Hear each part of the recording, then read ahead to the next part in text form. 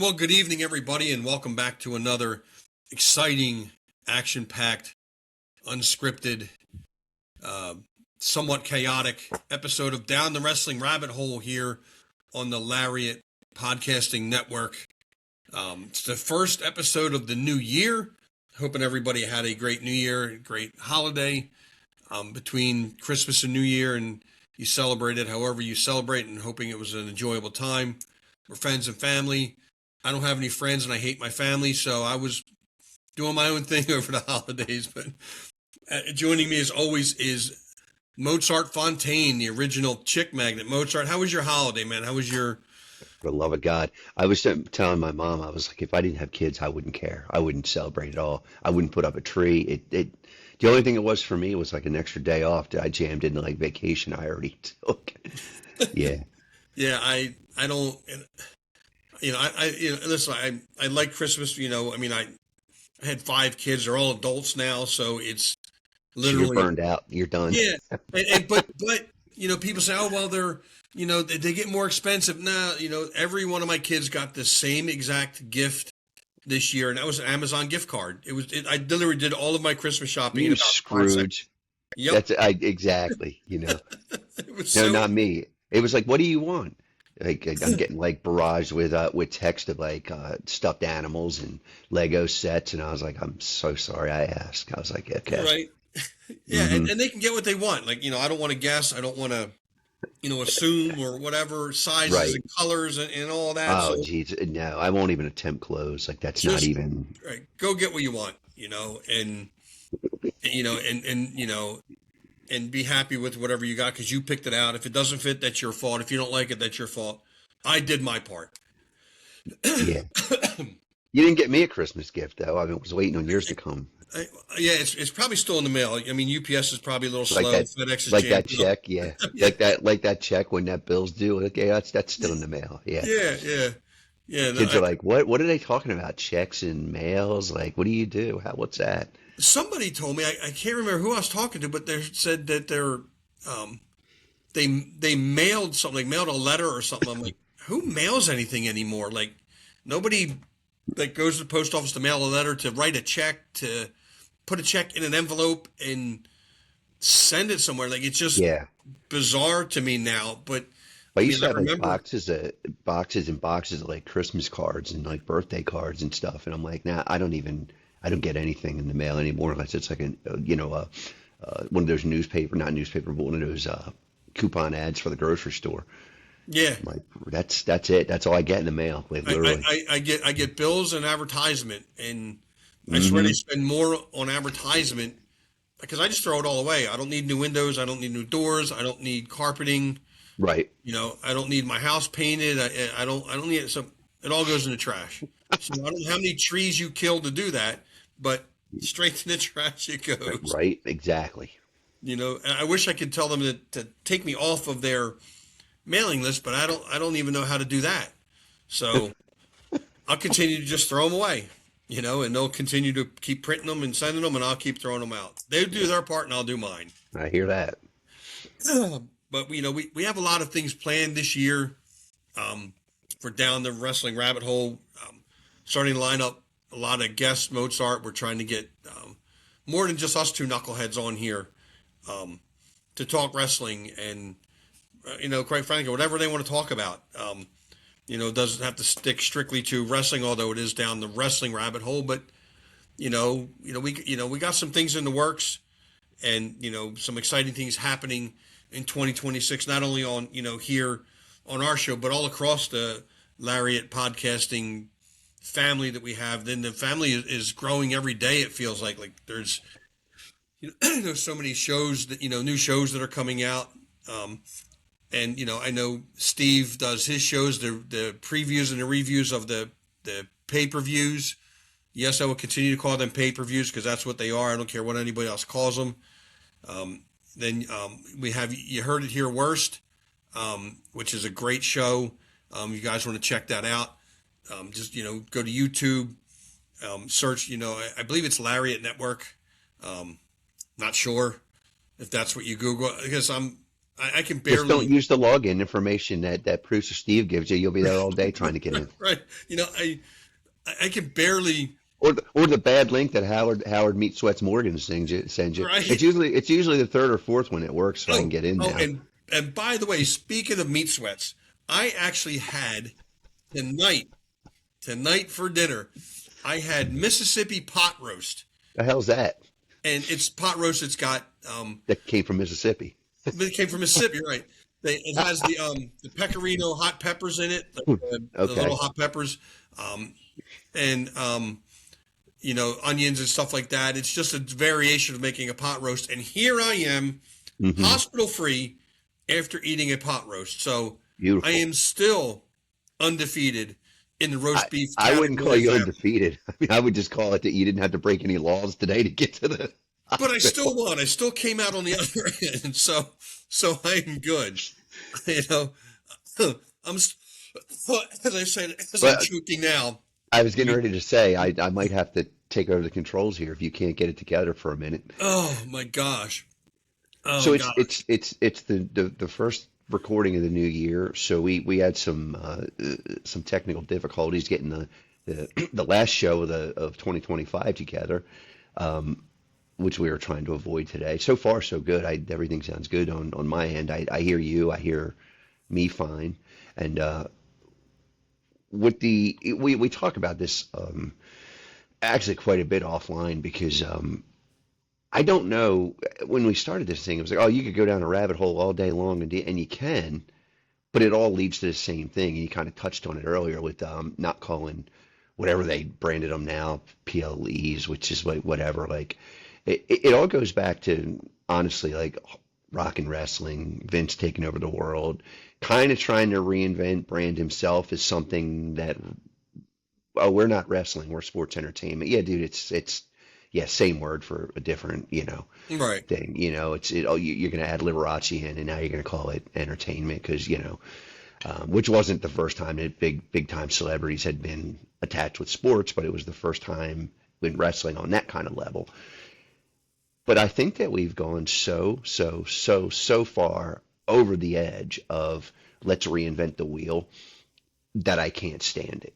It's Right. from the booking and I think that's why the last episode was so important because Steve and I were talking, and I'm almost like, man, just scrap this episode. Let's just call it because he was having with a lot of issues like like with soundtracks, and then but I Mhm. thought but it's an important thing that we talked about because it was you know don't change the essence of wrestling, and that is every week, week in and week out.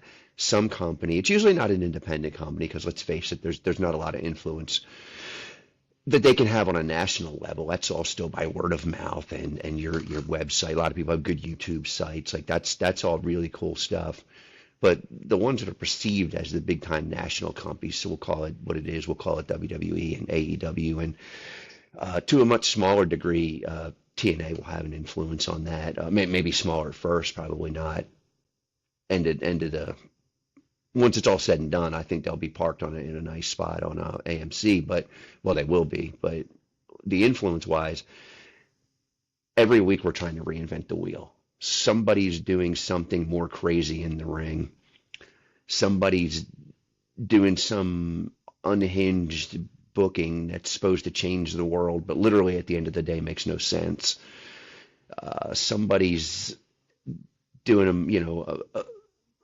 another show that's talking about every secret of wrestling and the reason and even to the point where you get guys coming out and saying, well, I hate this kind of stuff, but they're still on there participating in it and showing, exactly what's going on behind the scenes. Right. Not just a little bit though, because a little peek behind the curtain's cool. I think that's intriguing. I think everybody wants a little bit of trade secret, a little bit of magic, but to the point where you're almost right in the room while they're booking everything, and you will know what's going on for the next year with five or six of the major stars or whatever it is.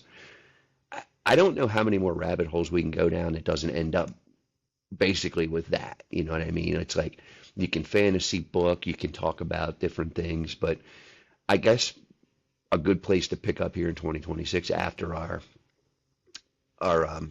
our episode of last year about that, because I thought it was a good conversation. Is I know from being a wrestler, like I know what I know, and I'm like, I'm okay with knowing it.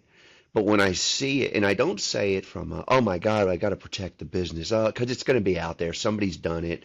Somebody's fallen apart. A lot of the old timers are uncomfortable talking about it, but it's accepted now.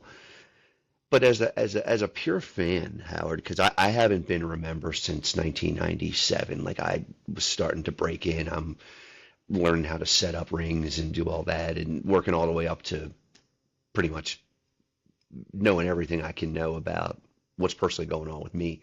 When did it for you as a fan? When were you like, whoa, wait a minute, this is too much, and I don't really need to know this? Or because I think the fair question is, when did it start to make you say, I don't really want to watch, I'm not enjoying, and it's not a style of wrestling, right? So we're taking like No, no, styles out, or even certain stars, because I still don't think guys today, Steve and I were having this discussion earlier, what they consider accolades today wouldn't have been an accolade at all 20 some years ago. And unfortunately, what's happened, as it has in a lot of different industries, is 'cause I saw something for Star Search last night. If anybody was watching Netflix, they're going to bring that back. And yeah, it kicked off some stars, but it probably also let a few in that would have never made it talent wise. Wrestling's definitely done that.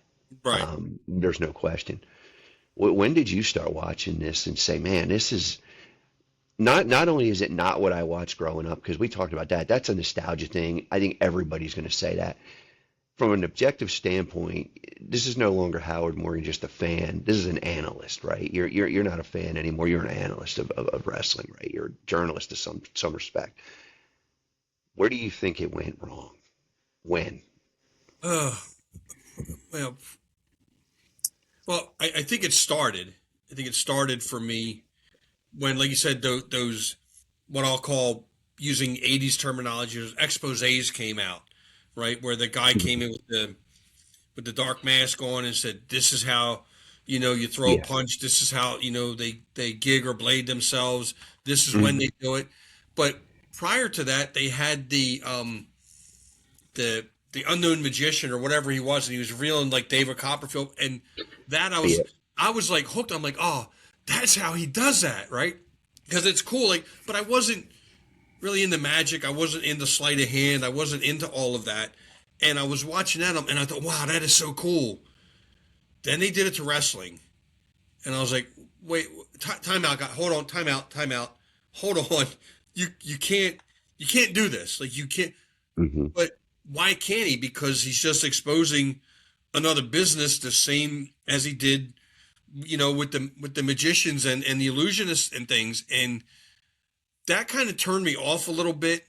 And then probably with the I won't say the birth of the internet, but the evolution of the internet with the spoilers coming out. And I can't really put a finger on it, probably mid 90s, maybe late 90s, early 2000s, when it really started to, come out. You could go like, Royal Rumble's coming up, right? So I used to love how you didn't know who the entrants were really in the Hmm. Royal Rumble, like, or you didn't know their numbers. They would throw a surprise guest in now and then. Now there's no surprise. Like we know, even when Cody came back to the Rumble, we all knew he was coming. So there was no surprise. And I think with, like I said, with the evolution of the internet and then the crazy overbooking, I think the Monday Night Wars is really kind of what, yeah, it killed the business, but it helped the business because it launched the Attitude Era, and it launched guys like Stone Cold and The Rock and all those literally into the stratosphere. So where it helped one particular company, it killed 1,000 others, along the way. But that was Vince's plan from 1984 to, till he stepped down, and kind of stepped away supposedly from the wrestling business.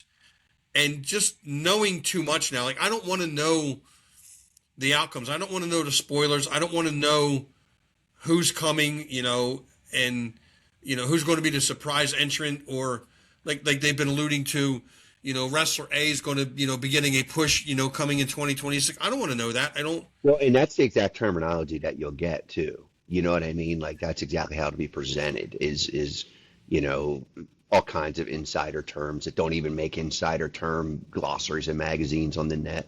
So I think that's the extreme to your point. Right. I never knew what a push was until I really got, talking to you guys that are in the business. Like So when you're on the playground and somebody shoves your cart right. down, that's a Right. That's to schoolboy. me. That's what a push was. Or you're pushing your kids on the swing. I didn't know what a push Yeah. was. And now they're called, strapping the rocket to them. I didn't know Well, all that of that. stuff, that's an interesting conversation. It probably isn't a whole podcast episode, but to caveat that, some of that stuff isn't even around when I broke in. They're talking, and I'm like, what are you talking about? Like I told you guys, true story too. Um, I hadn't been feeling well. I'm feeling great now because that's that again. That's the mantra. You don't say you're not something. You say you are something, right? Right. So I'm feeling much better now, but it's been throwing off my sleep habits because when I lay down, I can't breathe. You guys know the whole deal. When you get a stuffy nose, you're fine sitting up, and then when you lay down, it's like, oh, for the love of God. Yep. So I had fallen asleep earlier last night. Got up. I mean, I woke up at 4 a.m. completely awake, and I knew it. I was like, "Oh man!" So of course, I go to the bathroom, whatever, get a drink, and I'm like laying back down. I end up like I have no idea why, because I'll start thinking about like wrestling and stuff, and I'm literally going through like I'm talking Carney to myself. What made me think of that was, and Carney, for anybody who doesn't know, is not just exclusive to wrestling. It's carnival talk, like it became very popular in wrestling to hide, things that they didn't want people to know. But I worked a match years ago with Matt Bryan and Nick Logan and the Logan brothers, and they came up in New England and they kind of finished up their training. I can't remember. This is so bad, but I can't remember who trained them. But they ended up kind of wrapping up in Killer Kowalski's camp. And really getting polished with Chaotic Training Center at the time, which is now Chase Del Monte's New England Pro Wrestling school. But for anybody who needs some names, think Carmelo Hayes, Ivar, Tommaso Ciampa, guys like that came out of New England. So there's some really solid talent in recent years coming out of there. But anyway, so they knew Carney, and I I picked it up a little bit from Glenn Osborne, and those guys would always, they were really fluent in it, and I could understand it. I'd have to really be slow. So after working with them, I would start talking to my tag partner like that, like we would be in the car and, we'd try to, break down the syllables, make it as hard as we can, add as much as we can to it to make it the word unrecognizable. And it's really an art form. It's kind of like a fun thing to do. I don't speak another language legitimately, but that's kind of the closest thing. So I'm talking to myself in Carney last night, going through certain words, and then I'm like, okay, how can I make this word longer? You know what I mean? Right. How can I, and my point is bringing that back around to, there are terms like when somebody was like, oh, we're going to strap you. That was never a real, that was something that, so as we've moved along and evolved, it's like each generation has added their own insider term to pro wrestling, right? So that Right. might be a bit of knowledge I'm dropping, but yeah. So I'm like, I mean, you're gonna what? Oh, why don't you just say you're gonna move the title? Like there was so many different ways to do that, Right. And I think that my point, because I do have one, I promise, is that not only with the language of wrestling, the insider terms, things like that, everything has gotten to the point where it's so complicated. I mean, we talk about it ad nauseum. I don't like the fans are like, oh, is that a botch? Did that happen? Like that wasn't even a word until the 90s, because again, as professionals, we just, hey, we hit a bad move. Let's move on, Right. Right. um, and things were much less choreographed too for that reason. So do you think my point being is do you think it just got too complicated? Are we just overcomplicating, which should be a really simplistic approach to a really fun form of sport and entertainment? Because sports entertainment isn't a wrong term. It's just like, do you have to call it something else? Do you have to Right. brand yours something else? They and kind of did because of that was legitimately done, from what I understand, to avoid paying They- some type of really high tax to states. Certain states would charge to the major athletic commissions, right? to To athletic the commissions, but you state still athletic. you yeah, you still have fees for athletic commission. Believe me, those of us who've dealt with athletic commissions, sometimes they're not always fun. Um, but it's not as expensive, I'm assuming, as it was before that. But Right. is But that something as a journalist that you saw? Like, I don't really want to know the inside. I don't know. What do you think? If you could speak for the masses, because you are I think you're the stereotypical, let's just call it 80s wrestling fan, although I know you started watching before that. You're the stereotypical 80s wrestling fan who kind of watched it morph into what it is today without ever really breaking in, sitting behind the scenes, knowing everything. What's your opinion? If you're speaking for the masses, which I don't know that you can, but let's pretend you can because I anointed you. right. If I could, and I thought of this as you were talking about it, and I know Vince gets a bad rap for exposing the business. It's entertainment, Hmm. but wrestling has always been entertainment. It's always been a Yeah, form of entertainment, and I'll go back to what we talked about, a few weeks ago. I don't know if it was on this show or another one.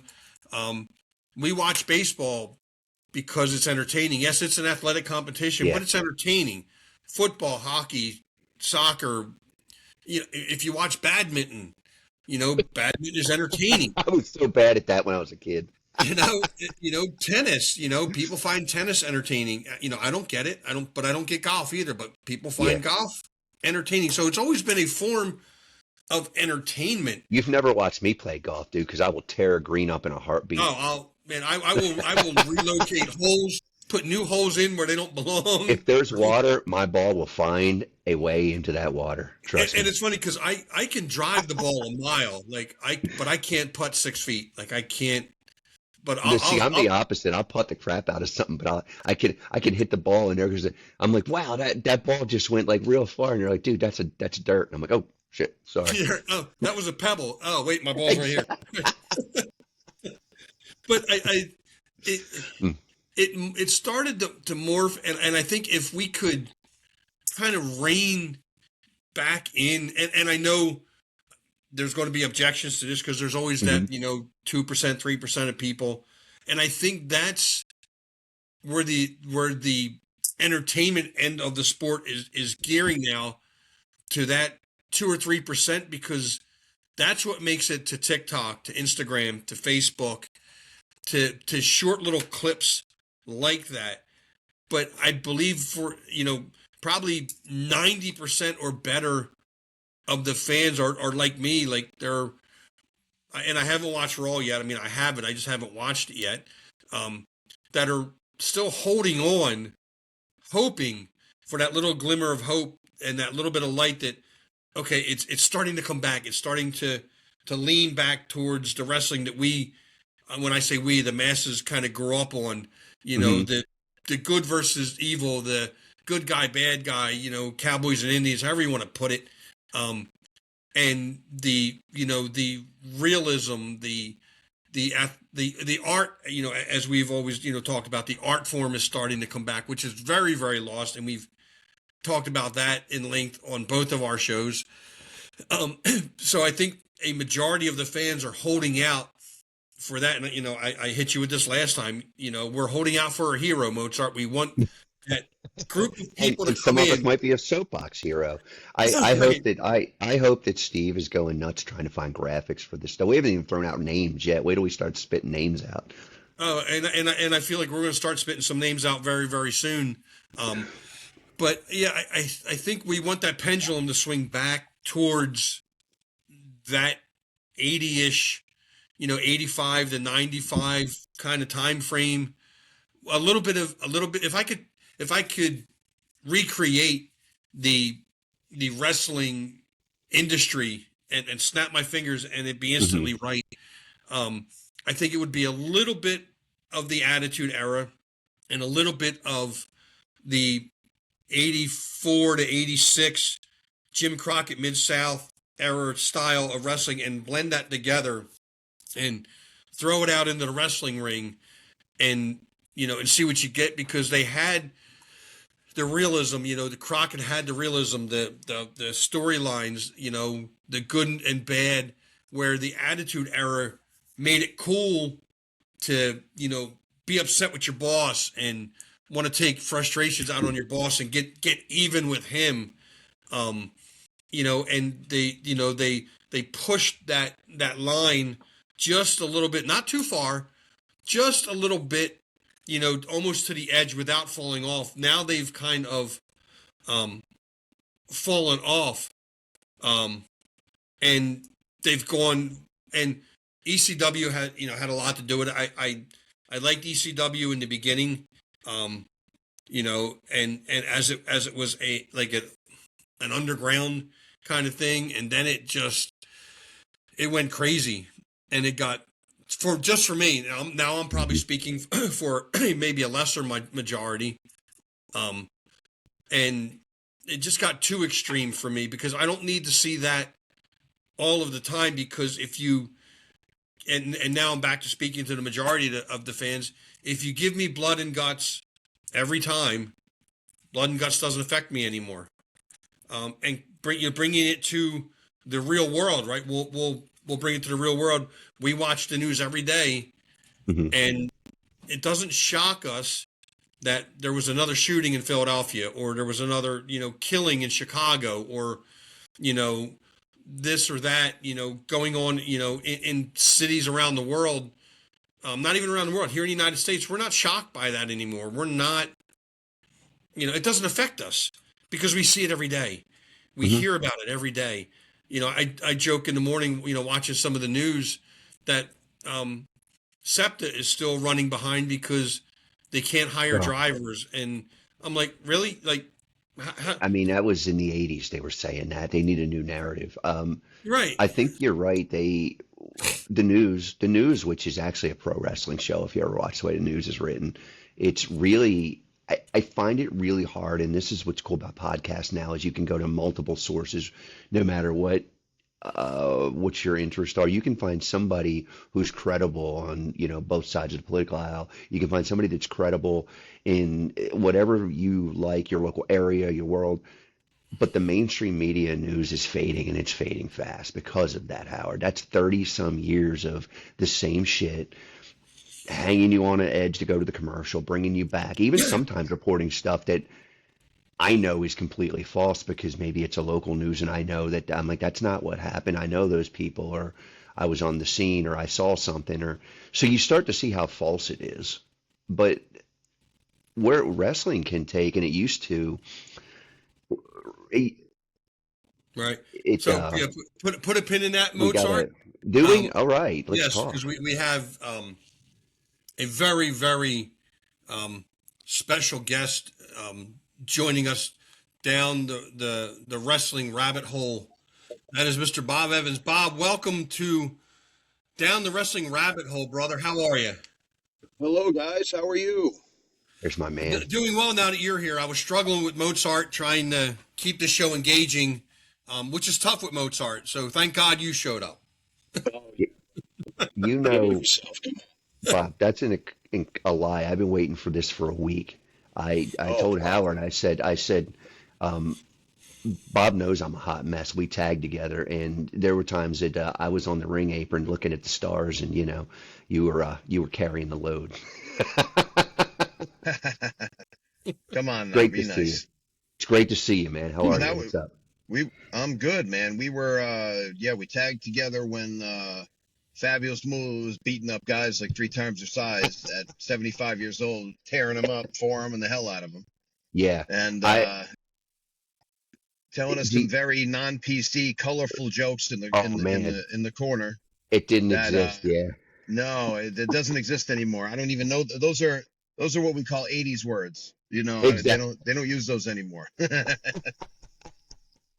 I told Howard I'll kick it off with this. One of my favorite memory with you is Wind Gap, Pennsylvania. There was a terrible storm, and we're tagging against Moolah and Mae Young, and the lights go out, and you and Moolah roll outside, and you couldn't see anything in this place. It was pitch black, and I am just getting the hell beat out of me by Mae Young, and you guys get back in the ring, and you'd have to tell it from your perspective, but I think Mula said something to like you.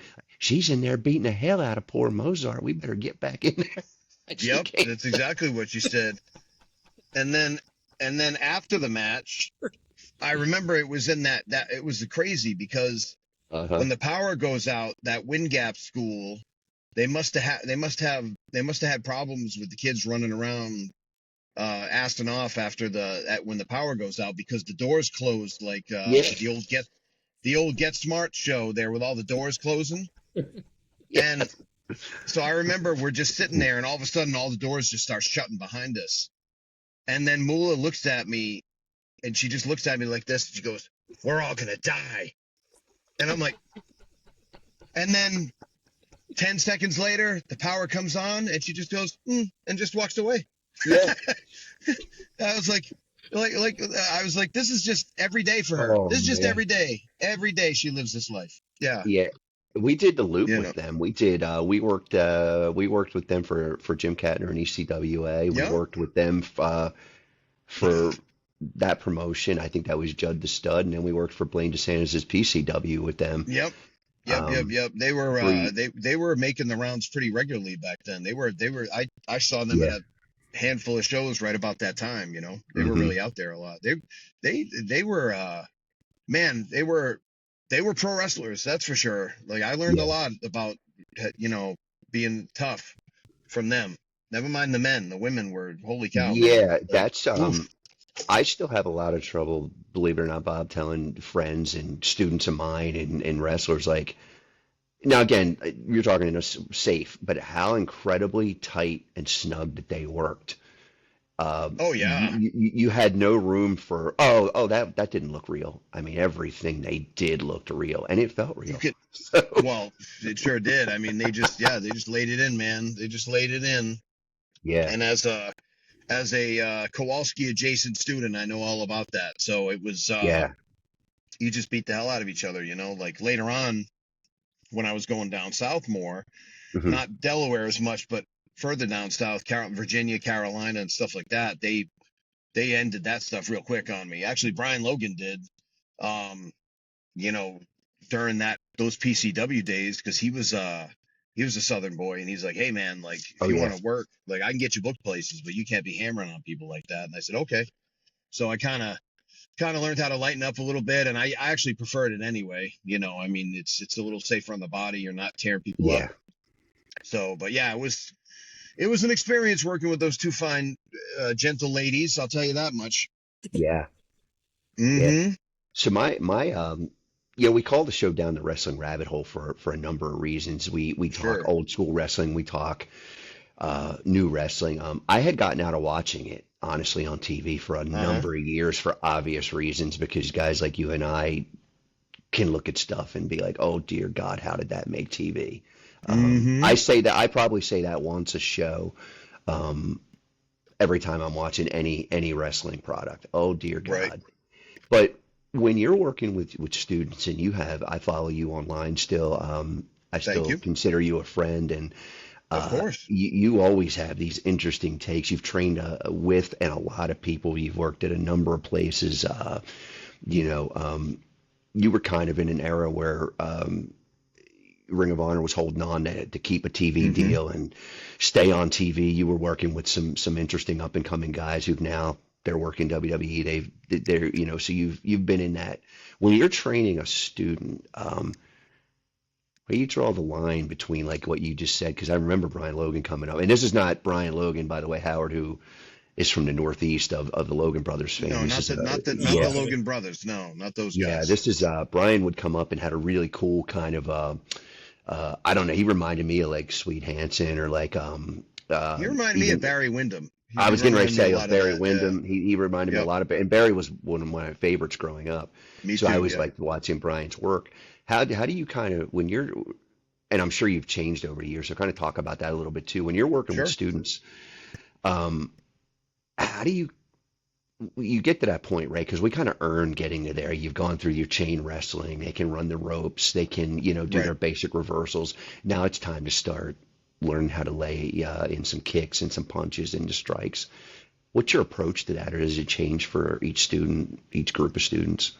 Well, I think that's one of the things that I noticed, especially now I'm helping out as an assistant coach at a couple of schools up here in New England. Hmm. And obviously, I'm going around the country doing my Hangs with Bob seminar thing too. What I noticed was that the training is kind of, and this is more, this is a critique. It's not a criticism. It's an Hmm. observation. Don't everybody bite my head off. I'm going to say it as nicely as I can, as diplomatically as I can. But what I've noticed is there's a lot of people being trained, in my opinion, backwards. Like I was showing people like some old school like arm stretchers that they used to do in the 40s and 50s, but stuff we were taught a month in. And I'm like, this guy's 5 years in who don't know that. And it's not that you're going to use it all the time, but it's something that you can use. And there was one kid who's been wrestling for 4 or 5 years, and he's come a long way, good guy. And he hit me up, and he's like, I really want to learn chain wrestling, like, these certain guys. And I don't want to name anybody because I don't want to start. Sure. That's not what this is about. And I said, look, you got to learn basic chain wrestling is just holds and reversals. And then I think you guys think chain wrestling is doing a lot of arm stuff and headlocks at the same time, when really chain wrestling, you think of chain wrestling as links in a chain. And I always say it like this: wrestling, like especially arm stuff, because I'm a big arm guy, like arm bars and arm ringers and stuff like that. It's like a language. So once you learn one word, it's a root word. You usually learn like 3 or 4 different things off of it, and then I'll show them. They'll surprise themselves. They'll be like, "Oh, I didn't even know I could do that." I said, "Well, you know how to do this one, so you know how to do this," kind of like that. So it's a lot of that, but a lot of the basic chain wrestling, we used to call it exhibition wrestling. God, that dates me. Hmm. Um, but I remember that, the so I'm right there with you. yeah, right. So the stuff where well, this is how we do it real in the ring, but this is we kind of dummy it up right now because we're just practicing that kind of stuff. Hmm. The very early days of trying people out where we'd still protect the business like that, which is Yeah. crazy, but it was it's a lot of that stuff isn't really taught. It's a lot of running, it's a lot of cardio, which I think many of the wrestlers now are in much better cardiovascular shape. I think even though they might not necessarily be bodybuilders, I think a lot of them take better care of their bodies. I mean, there's weed and things like that, but I don't see a lot of smokers, just straight cigarette smokers. I don't see a lot of that. Um, Recreational drug use, aside from weed, I don't think is very high. I mean, people have issues and things like that. It's still something to be paid attention to, but I think a lot of the habits, I don't see as much alcoholism. I don't see as much people going out for drinks and pounding beers while they're driving the roads and stuff. I think that's kind of passe and not really a thing. Um, but I also think that they're focusing on the cardiovascular stuff, some of the mechanics like running the ropes and doing a lot of the acrobatic stuff, which you need some of that. But I don't think some of the fundamentals are really being stressed. But I don't even blame the coaches as much as you think I would, because I think we're 2 or 3 generations past the fundamental side of wrestling. I think I was one of the last guys, and my school itself was open from 2000 to 2009, and then I've been freelancing ever since. But that was really, I felt like I was the last kind of group of teaching just the solid quote unquote old school fundamentals, ground wrestling, stuff like that. We did 45 minutes on hand wrestling yesterday, like just kind of Hmm. the test of strength stuff, that kind of stuff. Like people don't, and it's not even the fact that I'm such a big expert on it. It's just that it's a lack of awareness and it's ignorance more than arrogance. It's people not realizing that that could be such a difference maker these days because so many people aren't doing it now, and it could be something really interesting. And it doesn't have to be super slick. It just has to be, give them a little credibility with the wrestling. And then when you hit the big move, raising my hand, the 53-year-old old time wrestler is letting you hit the big move. But if you Hmm. build it with credibility, then when you hit the big move, people are going to be like, oh my God, this guy or girl, they can wrestle and they can do this moonsault off the top. That's awesome. Like, Hmm. I'm not saying you don't do it. I'm saying you do it when it counts, because it is a big sacrifice on all of it's a big sacrifice on your body. So Hmm. that's more of the point. That's what I see Mozart a lot on the indies, is it's kind of backwards training where you go from big to small instead of small to big now. And I never taught, you can talk to all my assistant trainers when I ran my school. I never taught moves. I taught basic moves, but I didn't teach moves. I'd leave and let the guys horse around and learn the big suplexes and the big whatever. They can learn that when I'm not there. I taught psychology, I taught basic wrestling, and then it was all about, okay, now you learn this big move.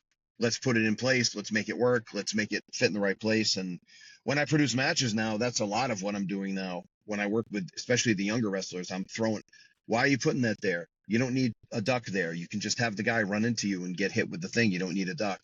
Well, it'll be more interesting to the people. I said, the people aren't paying that attention. They're paying that close Right. attention. They're going to be paying attention to you giving them the big kick or the clothesline or whatever, and they're going to be paying attention to that. They're not going to be paying attention to the duck and the dipsy doodle and the up and over and that stuff. So don't put it in. It's extra. You don't need it. So a lot of that is editing. I'm an editor, and that's, It's busyness too, you know, Bob. Like that kind of stuff yes. bothered me because Yep. it's busy. It's like Yep. watching somebody's footwork. I can't watch wrestlers when their feet are all over. I'm a Jim Kettner guy. You know Jim. Of course. Jim's very, very, very stickler on the footwork because, again, Kowalski, I got to work under Walter. That was very important for a lot of reasons. Right. Boxing, wrestling, legit martial arts, boxing, catch wrestling, anything. Footwork is important. Baseball, And when basketball, football, basketball, any of those, basketball, hockey, like, it's yeah, man, like, it's similar you know, too. You'll see a lot of movements that translate from sport to sport. But when you yeah. start throwing, and I like the dipsy doodle, when you start throwing in the dipsy doodle stuff, just because you can and it gets too busy. And one of the things that I was taught and I learned, which is, and I love your answer too, because this will help a lot of our younger listeners and people who are aspiring to train and everything. The His training is hard too, and we'll talk about that in a minute. Training's a little different Mm-hmm. than wrestling. You can be an excellent wrestler and a really bad trainer. You can be a Mm-hmm. really, really, really mediocre wrestler and the best trainer in the world. That's a Mm-hmm. little I agree. different than that. It's a little different than that adage of, well, those who can do and those who can't teach. That's not wrestling. Right. That's way No. different for whatever reason. But when you start to see somebody who's all over the place, it's a stationary thing. Like you were saying, working the hands, working if they have too much to look at the same time, you've lost their focus. Yep. And I love that you said that because pulling out those little editing matches, that's one of my favorite things to do. Mm-hmm. I'll edit my own. I'll have a match in my head, which I started in the recent years, and I'm still working. I don't like to call a lot before I step out there Right. anymore. And that's been actually a really long time. I'm a tag guy. I cut my teeth tagging with you and Mr. Ooh La La in those early days. You do have to, not have to, but sometimes a tag match can get intricate. So there's certain things you want to make sure Oh, of course. Yeah. they know You got to about. organize it. Sure. Yep. Yeah, organize it. That's a good word. But I love Mm-hmm. the editing factor, and I'll find myself editing matches that I watch on TV like that was unnecessary right there. Maybe if you actually did add in some breath there and there was a duck, that might have worked better. Mm-hmm. It's subjective in a way, but in a way it's not. And you talked about psychology. Can you tie together for the listeners psychology and that type of thing? Because it kind of ties together. And I saw it, you had posted something maybe about a year ago too, and I actually went through all the threads and I wanted to see what everyone had to say. You had asked the question, like, what is psychology? What does that mean to you? Mm-hmm. And can you talk a little bit about that? Because that was a fascinating post to me on social media when you did it. Maybe it was about a year ago, maybe longer now. But Well, one of the things I've had to learn, and I've been wrestling for 34 years, but I've been training for 25. And one of the things when I started, I didn't know any other way. So it was my way. You did it my way. That's it. And then when I started going out there training at Ring of Honor, different people, meeting Jim, learning from Jim, learning from, the guys that were there, seeing different styles and not necessarily like so different, not UFC and Lucha Libre, not that kind of different style, but like just stuff that they did a little differently and stuff that I was like, hey, that's pretty cool. That's a cool way of doing it. Like, so I like to ask questions now to try to get to the answer of what they're thinking, because if I can't, it's a sales thing too. It's a coaching thing and a sales thing. You meet them where they are. You don't meet them where you are. You meet them where they are, because they're not going to understand where you are, and you have to find out to serve your customer better where they're going to be. So I ask them, what does psychology mean to you? And I'm not asking them to catch them in anything. I'm not asking them to be a wise ass. I'm not asking them to be like, oh, that's the dumbest thing I've ever heard. I'm like, what does that mean? What does that mean to you? We hear it all the time. The match had psychology. The match didn't have psychology. What does it mean? To me, it means a match that not only captures people's attention, but makes them care. It's a match that pulls the people, makes them feel something. It's the old Maya Angelou thing, they'll only hear half of it, they'll only see a little bit of it, but whatever you make them feel, I'm paraphrasing, but that whole thing, right? So, and when you watch a good movie and a good movie takes you on a journey and you feel something, you laugh, you cry, you're scared, whatever. And man, I was really hoping that this superhero would come in, or like when Captain America grabs the hammer, like the Thor's hammer, right? Like that kind of stuff. That's psychology. The Hmm. fact that, and I say this all the time when I'm talking about men versus women matches, like watch the Avengers, watch how they treat Black Widow. They don't just grab her and punch her in the face, but Hulk gets punched in the face. Like there's reasons Hmm. why. That's psychology. Um, a lot of it is, again, it's human nature. What would you do? If it makes sense. Like a lot of times I'll just be like, hey man, I'm going to turn around. The man who's going to pull my leg, just close on the hell out of me. Just close on the heck out of me. Like I'm trying to make it, like put some passion behind it, make me care. And as we know, and especially when you and I were fumbling our way around when we were young, Yep. passion covers a lot of mistakes. Hmm. Because there's been matches where I've been like, can I say bad words here? I'm not going to turn it Yep. into a Yeah. I'm okay, okay with but it. Yeah. all right, well, I'm not going to go nuts, but I'm just saying, like, if a match is the shits, right? Like, but the guy is super over and the people are going crazy, well, then it was a good match and it had a good Right. psychology. It rose above whatever the mechanics of the match were. And then there's matches that were very well executed and the people just kind of looked at it or yelled boring, and it might have been technically playing the right notes, but the people weren't interested in it. If you go Right. to Hmm. a country show at Gillette Stadium, and all of a sudden an orchestra shows up and starts playing Mozart, it might be awesome Yep. Mozart, but they'll be like, "What the heck's going on?" Like they won't get it. So Mozart, sorry, I didn't mean Yeah. pun not intended, but now Not it's that intended. I thought it Mozart. was. I was like, wow, Bob, thank Yeah, you. thank you. I play a wonderful country show orchestra. Um, but the idea of all this stuff is, does it connect with the people? Here's another one, and this will date us all. We're all Hmm. old. I think I'm sure you guys have, at least I hope you have. I'm the same You've heard age of as the, you, so if you're calling me exactly, old, then 71. Yes, exactly. 71 and a half. So you guys have heard of Ozzie and Harriet, correct? hmm. Hmm. Yes. Okay, so Ozzie and Harriet had a son, Ricky Nelson. Ricky Yep. Nelson had a son that Mozart and I, when we were in high school, Yep. the Nelson brothers, who played Yep. After the Rain, Here She Comes, the whole thing, right? Hmm. So they were on, they were doing like a special, which was basically a commercial for their, they just digitized all the Ozzie and Harriet shows. There's like 450 of them. Oh, cool. So, but they were doing a thing where they're looking at all the Christmas lights. It's a syndicated special, and people send in their Christmas. It's perfect. You have everybody else take the footage, and then you collect the money. It's great. So they're going, these people do it, and they're kind of doing a little commentary, and these people started in October. These people have it up all year long. These people from North Carolina. These people from Toronto, Ontario. The whole thing, right? And then they're interspersing it with some stories of when they were kids. But the one thing that rang true with me, they talked about, Grandma Harriet was with us through our hair metal days in the early 90s. And she said something that we still, 30 years later, still rings true. The Nelsons are not in the music business. The Nelsons are not in the TV business. The Nelsons are not in the movie business. The Nelsons are in the connection business. And so that's what psychology is. If you can be in the connection business, and what did the guys do? Ozzie and Harriet, they tie it up with Christmas lights, and old fools like us are going to turn it on and go, oh, that, or our wives will turn it on and go, oh, that's great, that's cool. And then, oh, Ozzie and Harriet are going to be on. Oh my God, I haven't heard of them in years, and all of a sudden it makes them fresh again, right? Or they'll remember Nelson from high school. Actually, one of my buddies, who I trained his son, is actually very good friends with the Nelson brothers. So he goes to see him all the time. So it was something I could text him about. I Yeah. connected with a friend of mine, and he lost his wife last year. So again, the Nelsons are in the connection business, connecting me with my friend who I shouted out to and wished him a happy holiday, and they didn't even know they did it. So this is psychology, not 101. This is like college level stuff. This is 401, 501. This is Yeah. honors level. But the point is, the music is the music.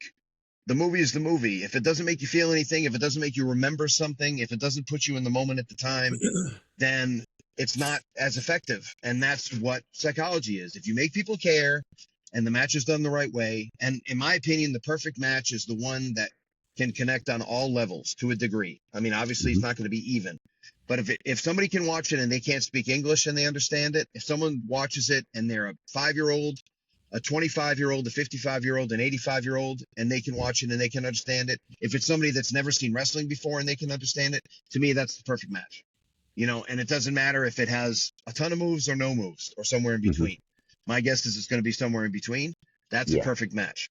And in my opinion, independent wrestling, our biggest advantage that we have, that I would say used to be 90, maybe it's 75 now, that guys like you and me have tried to convince people, but 75% of the promoters throw it away because they worry about creative.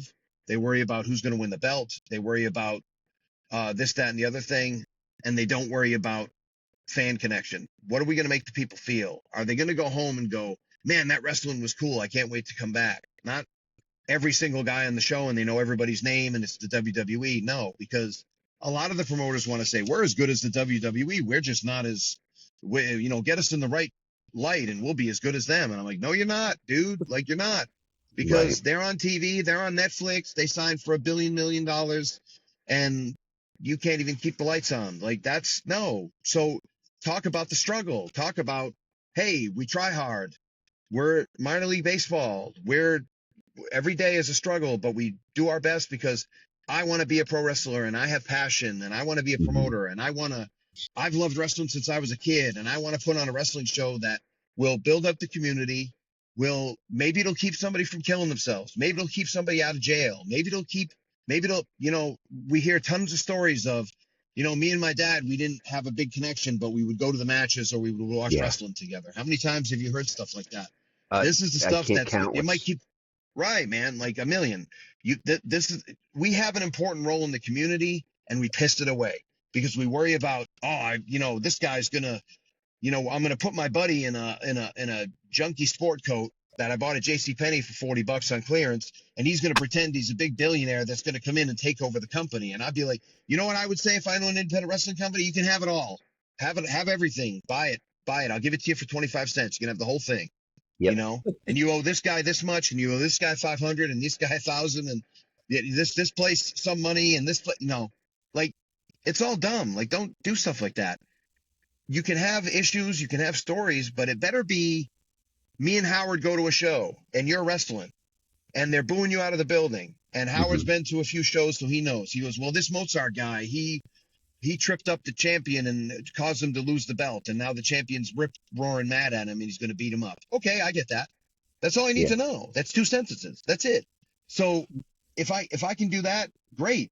If it's, well, he had a crisis of conscience and he was a good guy last time and now he's a bad guy, and this alien came down and tapped him on the shoulder and made him, feel a certain way about people. It's like, no, like, what are you doing? Like, they're gonna see us. What are you like? These people that come out as Vikings and aliens and creepy, the demon Balor guys. I'm like, dude, you're gonna go set up the ring in an hour. Like, it's. I don't mind if people do stuff like that, and then they say, this is like my armor. This is like my uniform. This is what I do to release something inside of me. That's great. But if you pretend you're actually that person, that's weird. Like, because Yeah. you're going to be selling popcorn at intermission. So, and by the way, nothing wrong with any of it. God bless. Everybody should be chipping in and doing their thing. But the point is, dude, like, it's not the less delusion and the more real we do. And I've had people like promoters would be like, well, what should I do for, I don't know what to do for content. I'm like, what do you do for a living? Well, I'm a dad and I fought addiction and now this is a real story. I don't want to name, well, I'll name him Sure. Ernie Osiris because Ernie's been very public about it. Hmm.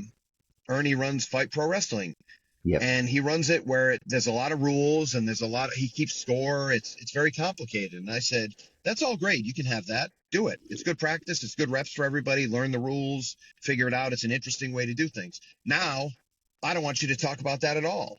I want you to talk about the guy who almost lost everything and then found a great woman, married her, and has 3 beautiful babies and is running a hair salon for his family and does wrestling on the side. And by the way, they've been some of the best promos he's ever done. because it's all real and there's nothing to hide. There's no fake in it. You don't have to pretend you're a character. That's, I'm very close to the president of the United States, and I make $40 million a year, and I run 20 top Forbes 500 company. Like, no, like, just be a dude. Like, the struggle is way more interesting. When you hear Jesse Cole from the Savannah Bananas, the man in the yellow suit, right? Mm-hmm. Most of his stuff is talking about how he went bankrupt. He had to sell his house. He had to do, because the success stuff is cool, but okay, now what? And then he talks about now what? And he talks about how he struggles with the fact that people think they're going to have 15 minutes of fame, and he's protecting that. He's doing other things. And now, like, a lot of the guys, I follow a lot of the ball players on there because you can learn from everybody. Mm-hmm. And a lot of the ball players are talking about, hey, I thought I was going to play in Fenway Park, and I ended up playing at Fenway Park, and I ended up playing in the University of Clemson field, and I ended up playing in front of this many people, and next year I'm playing in front of 102,000 people at this stadium, and that, like, it's the journey, right? It's the failures and the successes and all that. Like, that's way more interesting, and that's to me, by far, that's the advantage that we have. We can't beat WWE on budget. We can't beat them on stars. We can't beat them on wrestling. Now, maybe our best wrestler, whoever that is, can go and hold their own in WWE. But what about the guy who works a regular job and just goes with it, and his wife and kids come see him wrestle once a month, and he's perfectly happy with that. He's not knocking anybody who does more. He just does that, and he's very supportive of the guys. He'll win, he'll lose. He sells a couple of T-shirts and sells 10 tickets and is happy with his $40 payday at the end of the day. Thanks, everybody, and is a wonderful guy and a supporter of independent wrestling. What about that guy? I think he belongs in wrestling too. And there's not a spot for him in WWE. WWE doesn't run like that. They're not anti those guys, but they don't have spots for them. We do. And they can be a tool. This guy can sell me 10 tickets. This guy can I can put him, he's a leader at the church. He doesn't have I don't have to check his background. In 5 years, we're not going to have to erase all his pictures off Facebook because he did crazy things. He's a responsible guy. He helps out the young guys as best he can. He's not the best. He goes, hey, I'm not the best. I've done this, I've done that, but I haven't done everything, but I can suggest this. And then if the guys go do something and come back, he goes, oh man, how was that trip? You guys traveled. That's awesome. How did that go? I'm so proud of you.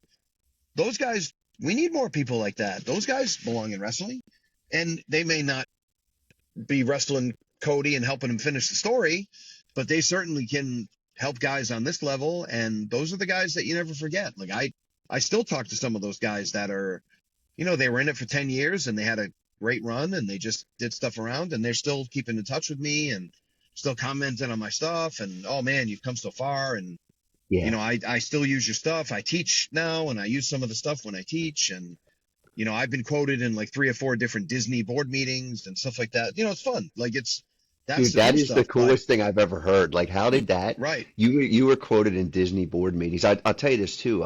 I don't know if you realize this, because we've talked a little bit online over the years, but really not as much as when we were working together, which has got going on probably 20 years ago now. 25. Yeah, 25. Yeah. I started when Jim Kettner had retired. JJ Johnson, you knew as JJ, the ring crew guy from the old, started a promotion with his wife, and the guys that you were just talking about, that was our entire roster.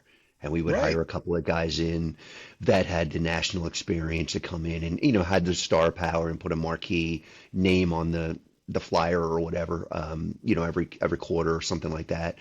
Not unlike Jim's plan, because you remember too, you were there for the magic. You saw guys like Cheetah and Boogie Woogie Brown, who were those guys you were talking about. But I've seen guys in the big time that can't move a crowd like they can or could.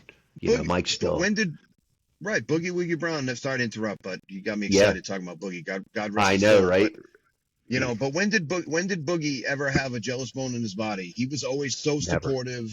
When the Briscoes were doing their thing, he loved that. He loved Charlie and Rust Haas would come in. He loved those guys. God rest Rust. God rest Jay. Those guys, like, he was so, he was so supportive, and he saw me doing something. Oh, I saw you were on TV. That's awesome, man. Give me a big hug. Like, he barely knew me, but he was, oh man, I love when you're here. Like, you just, And Yeah. this is when I was like an asshole. Like I wasn't even who I am now. I was half the man. I learned how to be a man from guys like him, from guys like Mike Cheetah Master. Like I saw Cheetah Master, and Hmm. it's so funny now because like my entrance takes as long as my music, like he did, and he used to bet me. Remember You know, that? right? You know the deal. He probably did it with you. He's like, I bet you I can Yeah. last my music, and he played the entire album cut of Welcome to the Jungle, not the radio Yep. cut, the album cut. And Exactly. he'd go, and it was over. I saw him do it in a cold crowd in Yeah. Connecticut, where Hmm. there were WWE guys that couldn't get anybody to move, and then he went out there and he just willed them. He just They didn't know who he Yeah. was when he came out, and he came out with such energy. And 5 minutes later, he was the most over guy in the show. And you know what? That match helped me get more matches with Jim. Mike helped me. Yeah. And I always tried to help Mike too. I saw him at Oh TV a yeah. couple of times, and I was just thrilled for him because I know he really didn't want to be a WWE guy, but I know he wanted to be booked as an extra because, hey, Yeah. why not be a part of it? It was fun. And JJ was always great to me. I was actually trying to work for JJ back then, and we just could never put it together Yeah. schedule We were wise. It was always a talking schedule about it. thing. Not that Right. I had any Anyway, say in that, but he would always kind of keep me in the loop about yeah, of guys. It course. was, what do you think about Bob Evans? I was like, why is he not already here? You're right. Like, And it so wasn't, I it was was, never a money thing. It was, yeah, back then I was just timing. trying to reintroduce myself. Well, I was trying to reintroduce myself into this senior role, and it's, it's a little different now, but back then I was like, hey man, like, just, pay me, cover my expenses, give me a little bit more. And, if you can put us all in a hotel, that'd be great. I'll bring some guys, help share the cost, and all be good workers, take care of your guys, put your guys over. Like, there's I tried to make it easy to book me. And he's like, that sounds great. I have these dates and I'm booked for everything. Like it was the next 4 dates, and then we just kind of gave up, but I check in on him, see how he's doing, just the usual. Yeah, Like I try to, it gets harder now because my scope is bigger, but back then it was a little easier to keep track of everybody. But and then it's like, I just I always had such a good time going there. And we all wanted to work for Jim because Jim was a gateway to the national spotlight. So I hmm, mean, and obviously, you know, the documentary should be done on Jim before he passes. Let's let's get all this information down. Let's talk to him because this is the guy who basically inspired Ring of Honor. hmm, Without trying, and you know, there's so much that he could teach and so much he has taught. Like I don't want that to go away. I want people to yeah, to benefit that, because he taught me. I only worked like about half a dozen shows for him, but I learned so much in that process about everything. yeah, And I remember I got booked because I made an extra effort, um, and it was because of our friend Steve Radley, because Steve came in for the Super 8, yep, and he said, and Jim offered him a plane ticket, and he said, I'm going to ride with my friends if that's okay, and then can you just give us gas money? And he's like, sure. So he ended up just riding with us, which was nice of Steve. And then it was me and Alex Arion. You remember Al? I And remember Alex and Steve. Yeah, and and I walked to the car and I just stopped, and it was like God tapped me on the shoulder and he said, go back inside and ask for his information and ask if you can send him a tape. And I did. And that wasn't enough. Jim said, hey, I like you, but he wasn't jazzed. And then he watched me and Alex work in the same building hmm, that me and Cheetah Master worked later in Connecticut. And he's like, oh, I saw you live. I get it now. And then he saw me work and he's like, yeah, well, I want to book both of you. And I wanted you to have that match. But if I hadn't asked him, I wouldn't have put myself top of mind. yeah, And that's why, even though I kind of got away from it later on, because I was jealous as a trainer and I was jealous of all the guys traveling and I didn't necessarily get behind it. Later after that, in the last like 15 years, I've been like, guys, go travel, go talk to people, go meet people. Like, especially in this not new, but newer online hmm, social media AI society, the handshake, the looking in the eyes, the having the genuine conversation for 3 minutes, 5 minutes is so valuable now. It was always valuable. Now hmm, I'd say it's like 20 times more valuable now. Go have that conversation where you're talking to somebody, presenting yourself the right way, and then making a very good impression, and then say, hey, can I send you something? And and then, do you remember me? We met last week. You said I could send you something. Do you mind looking? That's going to definitely put you in a different environment. It's definitely going to set you up to get a better look. And you might have to do some miles. You might have to go and not work for places. might have to just go on a driving vacation to Connecticut, New Jersey, Ohio, New Mexico, wherever, and go meet people, and then spread the seeds for later. And like I'm still doing it now. My goal every day is 5 to 10 reach outs to either new Hmm. promoters, follow ups with guys I've talked to, or just to reach out to say hello to a friend. And I got to do 5 to 10 of those a day. And that's my only goal for this year. That, stay healthy, go to the gym, that kind of stuff. But Hmm. that's my only goal in wrestling. And if I do that, that's between 150 and 300 reach outs a month. There's people that don't do 10 reach outs a year, never mind a Right. month.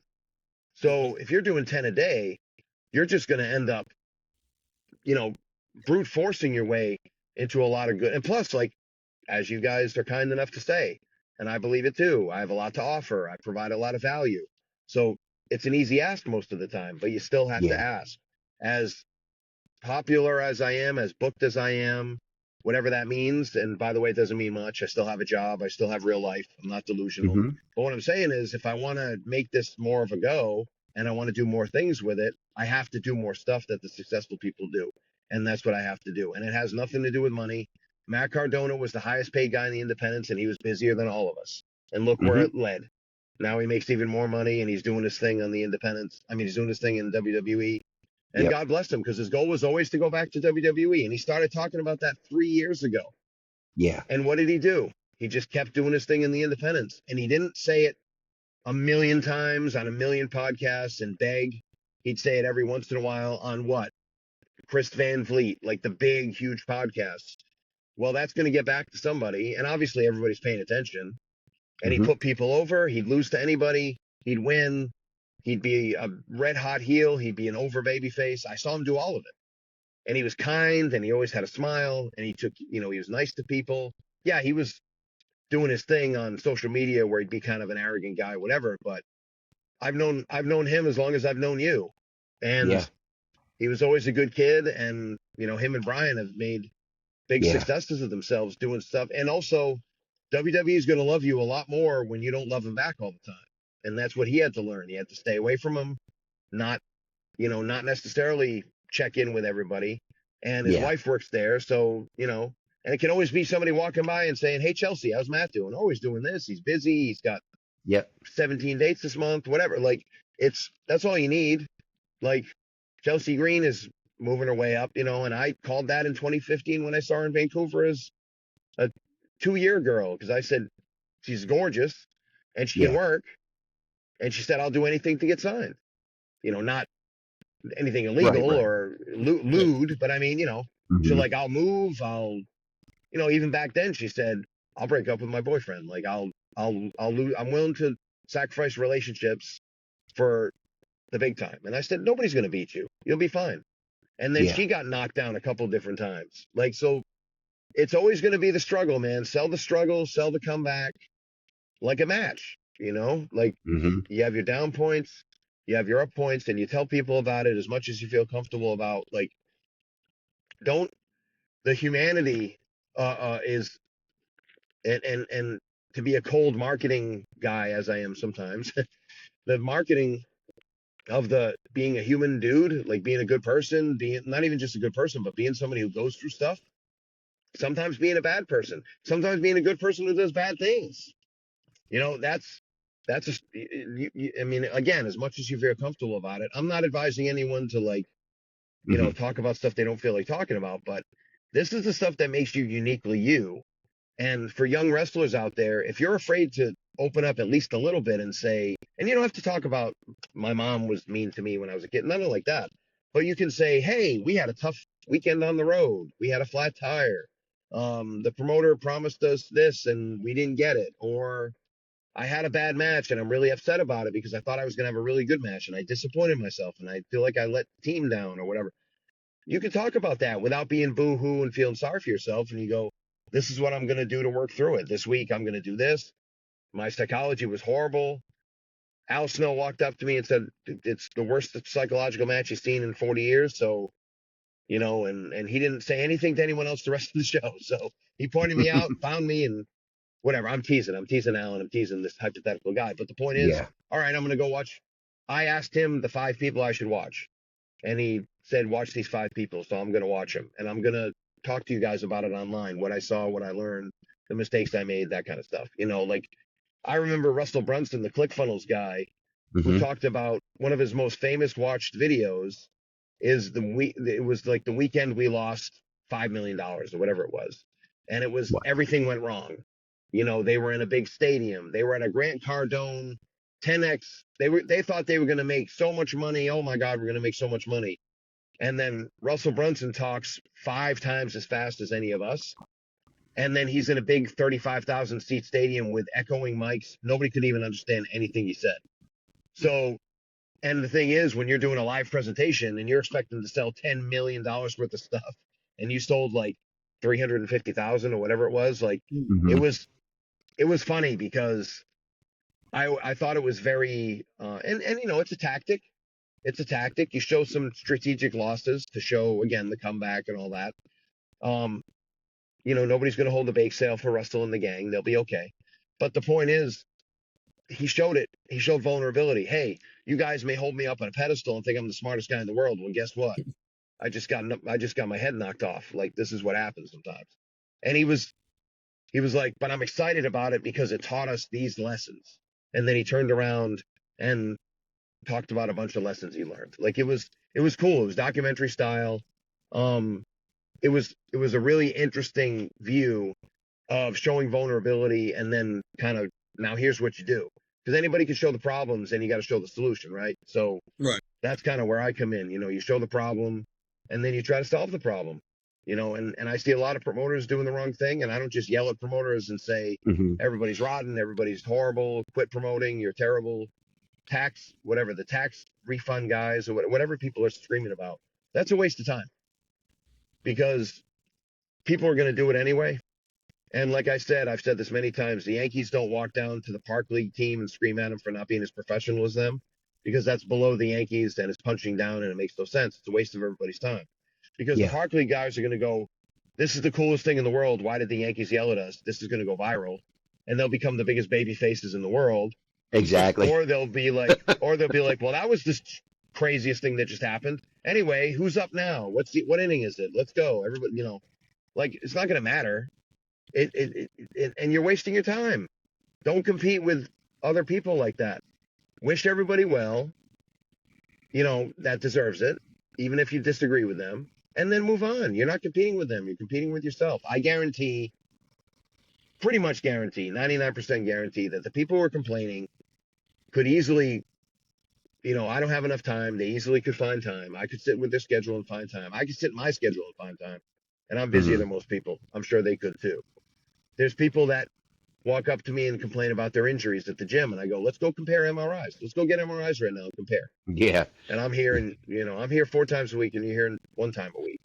Well, I'm hurt. I got a bad knee. I got this. Well, you can do bench presses. You can do shoulder presses. You can do kettlebell swings like that. You don't need knees for that. You can sit down and do everything. You can ride a bike. That'll help your mobility. Like there's plenty of stuff you can do.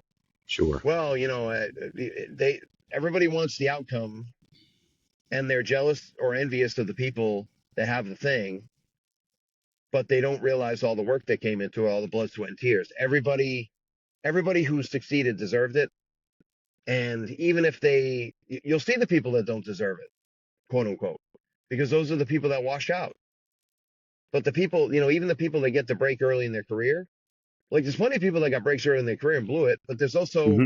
Santino Marella who got a break early and did very well. Kofi Yeah. Kingston Kofi Kingston got signed 9 months in, and he's still Hmm. there, still kicking ass, still the great guy that I met when he was a rookie. I Yeah. mean, older, wiser, that whole thing, a family, you know. But these are people that have gone through struggles that everybody else goes through, but you don't see that. You just see the success. So you think somehow they did it easier than you. And that's actually something, I don't even know what it's called, but it's actual thing. It's a fallacy thing, right? So Hmm. you look at it and you go, well, that must have been easier because I see the success, so they must have had it easier than me and must have done a different thing. No, they just did the work, and you never saw the work because you're busy with your own life. If you do that similar work, you'll get a similar thing, and people don't realize that, unfortunately. So anyway, I forgot what we were talking about. I'm just going on and on. No, this is This happens fantastic. to us all the time. We forget what we talk about, and Right. This is the down This the is hole the part. down the rabbit this hole. is Yeah. them. Right. I got a question But Throw for me a you. ladder. So I'm down the hole. I was from when I was your training. wrestling, Go ahead, Howard. can I Sorry. go, Mozart? I mean, you've talked for a while now, Yeah. man. Like, Let let can Howard I at least talk. say something, man? Like, can I get a Well, word in, man? Like, this is a learning lesson for me because I've followed Bob for God 25 years, as he said, and I picked up on training too, and you were one of my inspirations. But I had a question for you after Howard jumps in here because it was something I've been wondering Let for a the lot of bald guys years. talk for a minute, will you? Let the bald right. Go guys for it, talk. I brother. shaved Go my head for for it. this, for crying out loud. I look good for you Me guys. I too. got my hair. Yeah. I combed my hair, Got so I my mean, hair done just for this occasion. yeah, But exactly. you, Woo. you, just two things real quick. Sure, buddy. I've heard since I've been doing this with Mozart, and going to a ton of ECWA shows over the last, I don't know, Sure. 3.5 years or so. Heard a lot of sentiments about Jim Kentner and, just how great a guy he is. And it's funny that I've heard probably 40 guys tell me Jim Kentner stories, and all 40 stories are basically the same for about 40 or 50% of the conversation, and then they add their 2 cents to it. Right. And you just kind of solidified that with Jim Kentner and what he means to you. And I've had the honor of meeting him, a couple of times. I was actually surprised he knew my name. I felt a little like, wow, this guy knew, because he I came to still me. I drag him out. didn't. I still drag him out on occasion, Bob. um, but You have to. getting back to these independent shows versus the big boys. Right. I don't care because I don't watch a lot of WWE wrestling anymore. I mean, I do it a little bit so we can stay current with Right. what we talk about on the podcast. But and I'm just spitballing, if there's 50 guys on the roster, I don't care for about 48 of them. Right. So I'm not going to watch that show if I'm only looking for one or two guys or a guy and a girl that I particularly like. But I go to an ECWA show, and I've gone to a couple other independent shows. Mozart's been at some of them, and I watch these guys and girls, and I'm looking at them and the roster, especially ECWA. They got a great roster. To me, it's a stacked roster. Sure. But I look at that roster, and I'm like, wow, I don't, and I've been a fan of wrestling for 40 plus years. I can watch a mainstream match now that's on TV and be like, oh, they're winning, that person's winning, she's going over, blah, blah, blah. I can't do that at an independent show. Although I know the talent pretty well. Right. I just don't know who's going to come out the victor. And that's what I want when I go to a show. I want to go watch it from a fan's perspective, watch it through my, when I was 10, 11 years old, when I first started watching wrestling. I want to see it through those eyes again. And that's what I get when I go to an ECWA show and I go to these other independent shows that are in our area. I get that feeling with those shows because it's more believable. And wrestling is probably and no disrespect, but it's the easiest formula in the world to be successful. Make it make sense. Make it look real. The only two rules that you really have to follow, and everything else will kind of fall in line. And because if it doesn't make sense, like you said, if you can watch a match with the sound off and know what's going on, that's a great match. I don't need the commentators. I don't need them to tell me that, Randy Savage hated Ricky Steamboat and this is why they're here at WrestleMania 3. You could turn the sound down, put it on mute, and watch that WrestleMania 3 match and know exactly what's going on. You can do it with Magnum TA and Tully Blanchard's I Quit match from Starrcade. Because, like you said, that's the psychology that's there. I know that these guys Magnum and Tully are bitterly angry at each other, that they had to put him in a cage, and it's not going to end till I say I quit. And I love that Tully Blanchard to this day will tell you that he never said I quit. And if you listen to him, he never said I quit. He said yes. He said which yes. is not I quit. Nope. So I love that here we are 40 some years later still talking about that one singular, not the match, that one singular moment in time when it came down to Tully Blanchard saying yes, and it ended the match, and it ended all of those months of frustration of Magnum coming up, this short with Tully Blanchard, and Right. finally getting retribution. And it's that feel good story because I cared about Magnum TA. I cared about Ricky Steamboat. I don't care. I couldn't even tell you really who all of the champions are in the WWE. And when I was a kid, I used to be able to tell you every champion. Yep.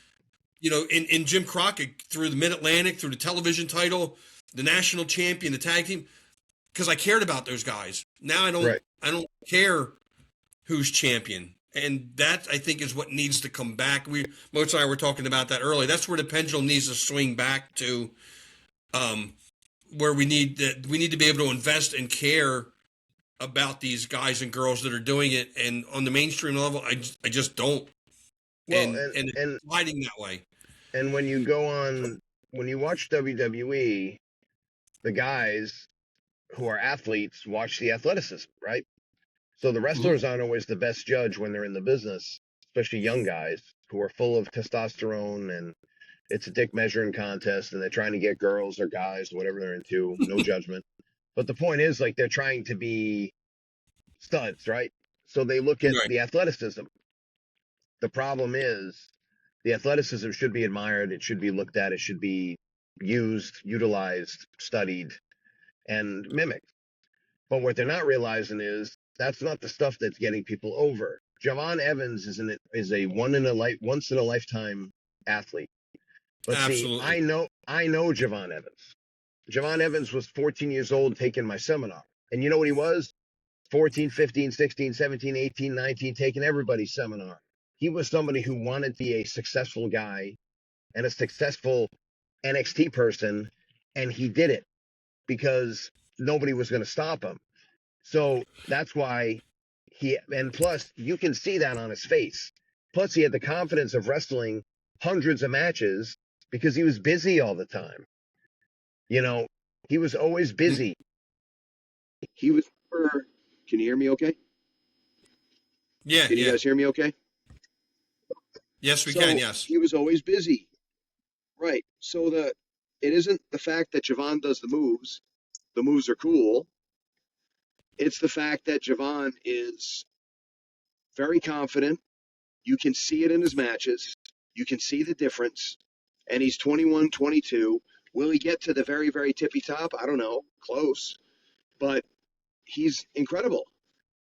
And the difference between him and a guy like Kyle Fletcher, who's very similar, and as in, right up there with Will Ospreay, once in a generation talent, is Kyle's worried about the moves, and I could take all the moves away from Javon, and I bet Javon would still be just almost as over. I'm not telling Javon not to do stuff, but I'm saying, like, he could do half the stuff. Look, we learned it with Rey Mysterio. Rey Mysterio's our age and does a third of the stuff he used to do, and is 5 times as over as he ever was, and loses all the time now.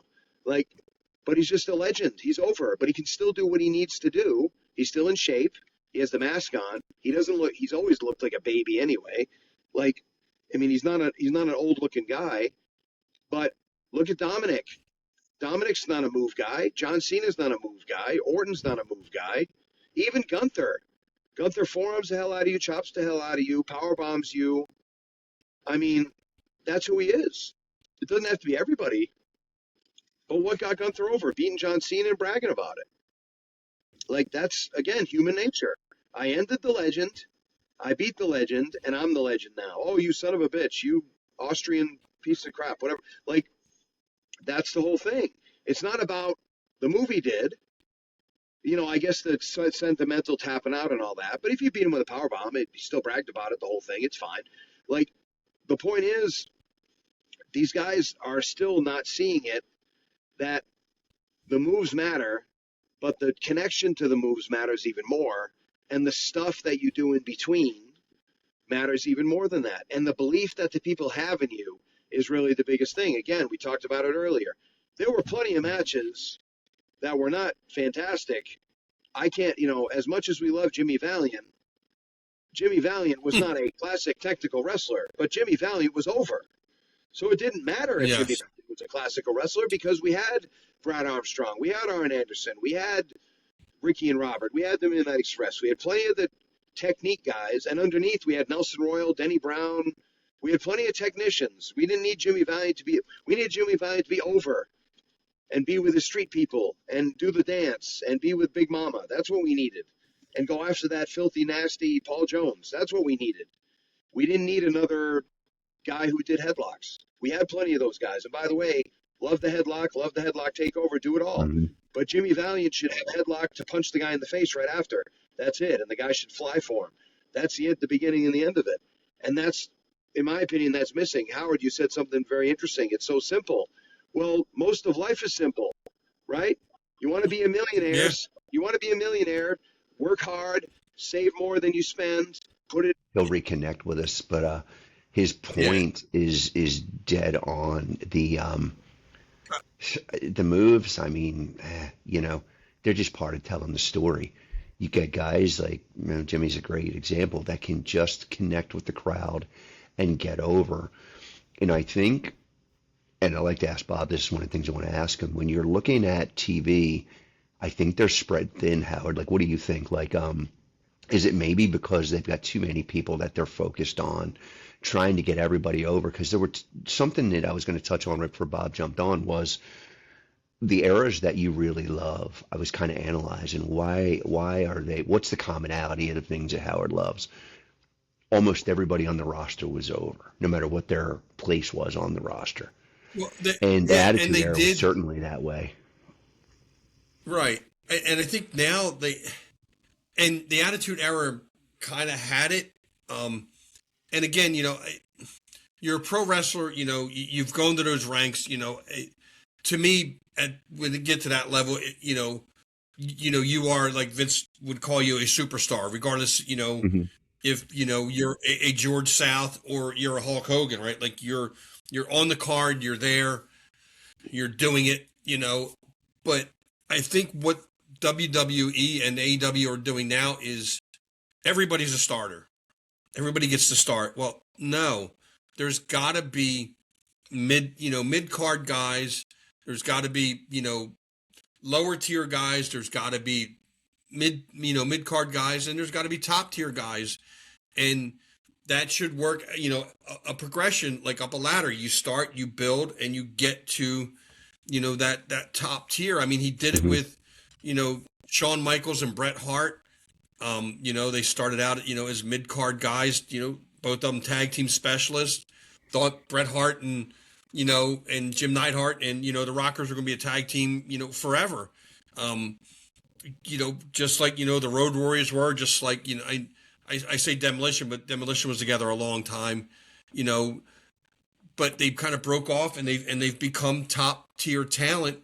But now, and again, because of social media, the internet, everybody is a brand now. Not that they weren't a brand then, but it's so much more, in your face now because, everybody's got a social media account, and I think, what would it have been like in 1986, 85 if there was Facebook then Mhm. and Crockett Promotions, right? Like all this stuff. But Yeah. everybody wants to be a starter, but not everybody's a starter.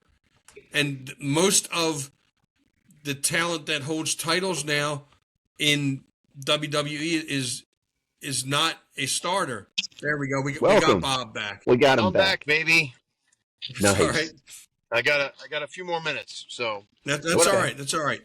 Well, yeah, what I was saying was, I said, because you talked about it before, Howard. It's very simple, right? So Yeah. making money is simple. Buy low, sell high, make more money than you spend, put it away in the bank, then buy real estate, buy stocks, the whole thing, right? Losing weight is simple, right? We all hear this: eat less, move around more, watch what you eat, only have one cheat meal a week, whatever, like all that stuff, right? So there's plenty of ways to describe it, but doing it is something else. That's the hard part. So you have to, Right.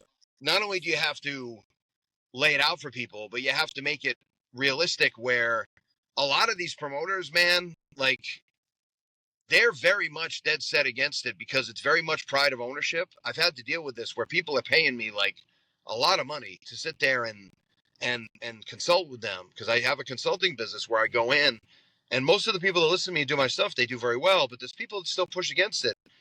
And one of the guys was literally like, "You've changed the whole way I look at stuff, and it's really not the way I want to promote." And I said, "Dude," I said, "here's something that you're going to hear if you take any marketing class. You are not your customer. And once you realize that real fast, and once you realize that no one is going to care about this as much as you do, then you'll be fine." And it's heartbreaking in a way. It's kind of like you have to grow up and put away childish things. But if you think people care about this guy winning the belt against this guy as much as you do, and it's such a big moment, and we're crying in the back, well, we might be crying in the back, but the other people are going, "That was a fun dance recital. I'll come back next year sometime." Like, that's all they're watching. Yeah. And I know Yeah. that because my daughter's been in dance for 10 years, and the girls cry and they very get worked up over it. And I watch it and I go, "Well, they're better than they were last year. Okay, see you next year." Yeah. And I clap I, and I I go, had "Oh, I had I had three right." girls in dance, and There it's you you're go. absolutely you nailed it. You Yep. nailed So it. so My once we start same looking at it thing. like that, and by the way, if you want to make nothing but money, do these dance contests because they pay for everything. We're the marks on that stuff, man. Holy cow! Oh Like, yeah, that's you pay for the Yeah, trophy, you pay to show up, you pay for shirts, you pay for the gear. It's crazy. you sure do. Like, that's the real money. Right. Oh yes. But the point I is, tried to like, get mine out of you have dancing to kind into of look at wrestling, it like Bob. That's that. how bad it was. I know, right? But you have to but you have to look at it like, this is what we're up against, and it's Hmm. okay. We can just be something for people who want to go out and maybe see their buddy wrestle. Or, hey, I remember wrestling when I was a kid, and they serve $3 beers there. Let's go check this place out. And they go and they have beer, and wrestling just happens to show up. And then we catch their eye because it's a good show. By the way, I'm not saying Yeah. put a bunch of lousy wrestlers on and fake your way into entertaining people. What I'm saying is, you don't paint the pictures, put them in your museum, open the museum doors, and then don't tell anybody. You actively tell people, "Come into the museum, take a look at this, have a drink while you're here. Wow, look at all these cool pictures." Yes, that's what you do. You have to be someone who guides people where they want to be. And promoters are, it's weird because promoters are so proud of their show. Then when you tell them to advertise the ever living shit out of it, they're scared to promote it because they're afraid of being found out as promoters, and they're afraid of being found Hmm. out as a show. Now, I don't mean that in real life, but it's the whole imposter syndrome thing. Like, why would anybody want to come see us? I said, "Do you realize that in 90% of the towns you're in, this is by far going to be the coolest thing that's happening tonight? By far. Yeah. yeah, No, by far. There's going to be the cover band playing on Friday night, and that's cool. And there's going to be trivia night at this bar, and maybe the minor league ball team is here or whatever it is. But aside from that, dude, unless the county fair's in town, you're the coolest thing in town. So celebrate it and become a hub for the yeah, community where you're like, for once a month, you're the community center. That's how you get sponsors. That's how, and I tell all the promoters too. I go, stop worrying about being a wrestling company. You're a small business trying to raise up the other small Yep. businesses around you, and you celebrate once a month with a wrestling show. That's what you do.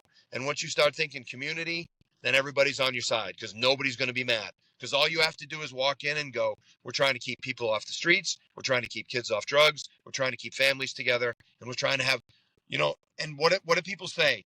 Even if it's just a throwaway line, "Oh, there's nothing to do in town anymore. There's nothing for the kids anymore. There's nothing for families." Even if they don't mean it, they still say it, which Hmm. means whether it's true or not, it's something that said it. It might be a legend, a local legend, but it's still real. So what you do is you buy into that, you keep that narrative going, and you solve that problem. The problem is there's nothing around town. We have a cool thing you can do. Fun family wrestling, reasonable prices, not discount broke ass prices. 20-25 bucks is reasonable now. Don't charge $4 for Hmm. tickets. And then right. give the Right. kids a little discount, have something fun for the kids, sell them something inside the building, sell them food, sell them merchandise, sell them lucha masks, sell them toys, whatever you sell, do what you do, sell them beef jerky, whatever you sell. Like, do what you do, and then go to all your landscaping friends, go to all your hair shop friends, go to all your pizza shop friends, and say, "Give me $50 a show, and I'll get you some customers, and I'll give you that amount of tickets." And then people start coming in. Then you fill buildings. then it's something cool to do, and then you become the wrestling guy. That's how you solve that problem. Now, convince somebody to do it who cares about this person winning the belt and this person buying the imaginary company for $10 million and this stuff. Once you get your ego out of the way, it's a lot easier. That's the hardest problem I've had, Howard, with a few people is you got to push that ego aside. And once you do, it gets way easier. Once you take yourself out of the equation, and I don't mean you can't be on the show, but I mean, once you take yourself out of the equation and you go, wow, this really isn't for me, and that's okay. Yeah, just like Right. every $1 million business, like every $1 billion business. Elon doesn't fire the rockets in the air. He doesn't make the Tesla cars. He's the face of the company. And Hmm. by the way, he gets a lot of heat no matter what. He's a heel and a baby face. He gets a lot of heat for Yeah. whatever he does, right? But, Right. Jeff Bezos doesn't pack the athletic wrist tape that I bought a couple of days ago and send it on the truck and drive it over to me. Like, the system's in place. And Jeff Bezos might be, I think wrestling's stupid. I think tape is stupid. I hate tape. He's still going to sell it to me, Right. Yeah. or he might love wrestling and think it's the greatest thing in the world. I don't know. But, again, somewhere it probably falls in between. But the point is, you have a customer base, serve the customer base. And your customer base doesn't care who wins the belt most of the time. There's going to be a few people Right. that care, obviously. But you can tell the Right. story in the room. This little underdog is wrestling this big monster and has gotten beat twice. And if he doesn't win this one, he has to leave town for 90 days. So he beats the guy and gets to stay. Or he loses to the guy and goes on the Japanese tour for 90 days and comes back. Whatever. There's a story there both ways. Or we can Yeah. sit. That's about as much thought as you should put into it. And then good guys and bad guys the rest of the show. Everybody will figure it out. But if you make it this overcomplicated mess of these deep storylines where people are, you're not a TV show, you're not a Netflix show, you're not a deep dive documentary. It's a lot of D's. A deep dive Yeah. documentary on the way I'm people stealing it. feel and how they react to things. A 90-page script is going to answer everything. Like, no, we're not. They're not that deep into it. If you ever see a Disney, like again, going back to Disney, you Hmm. go see a version of The Lion King or Moana, the little stage show they run at one of the parks for 20 minutes. They tell you the whole movie in 20 minutes. And what is it? It's the big points, it's the big songs, it's the big notes, it's the greatest hits. They get in, they get out, and they boil it down to 20 minutes. And that's it. Right. But what is it really? It's to shut the kids up for 20 minutes. Moana's their favorite movie, and it gets us out of the hot sun. That's what it is. You Yeah. know? And by the way, Disney knows that too, because it's something else. While you're doing that, someone else is riding the ride. Now you can go ride the ride and they can go do that. Like, it's all a system. And we ignore Disney and we follow our broke ass promoter friends and we do what they do because we pump each other up and go, it's politics, it's the economy, it's this guy doesn't like me, this guy got heat with me. None of that should matter. Because you should be out putting posters up. You should be out meeting every business in town and finding out what you can do for them, not what they can do for you. And then you should be taking a class that Facebook will give you for free about Facebook advertising. You should master Hmm. that. And then you should go to YouTube and TikTok advertising because that's where the kids are. And that's what you do. Right. And then when you run your little ads, you don't talk about Howard versus Mozart for the belt. You talk about every seat a ringside seat, value price, bring the kids, shake hands, meet the wrestlers, and there should be visual Hmm. representations. And then one guy does a high cross body off the top. There's one move. Then we have a guy with a mask. Then we have somebody shaking hands with a kid. Then we have somebody hugging somebody with in a wheelchair. Then we show one more move. And then we show the graphic, wrestling, January 10th, come see us. That's it. Then you go home. That's it with the whole commercial. And by the way, the people that do this usually triple their crowds because people don't want to see wrestling. They want to go out, go have fun, and wrestling will show up. And I'm blown up after saying all that to you guys.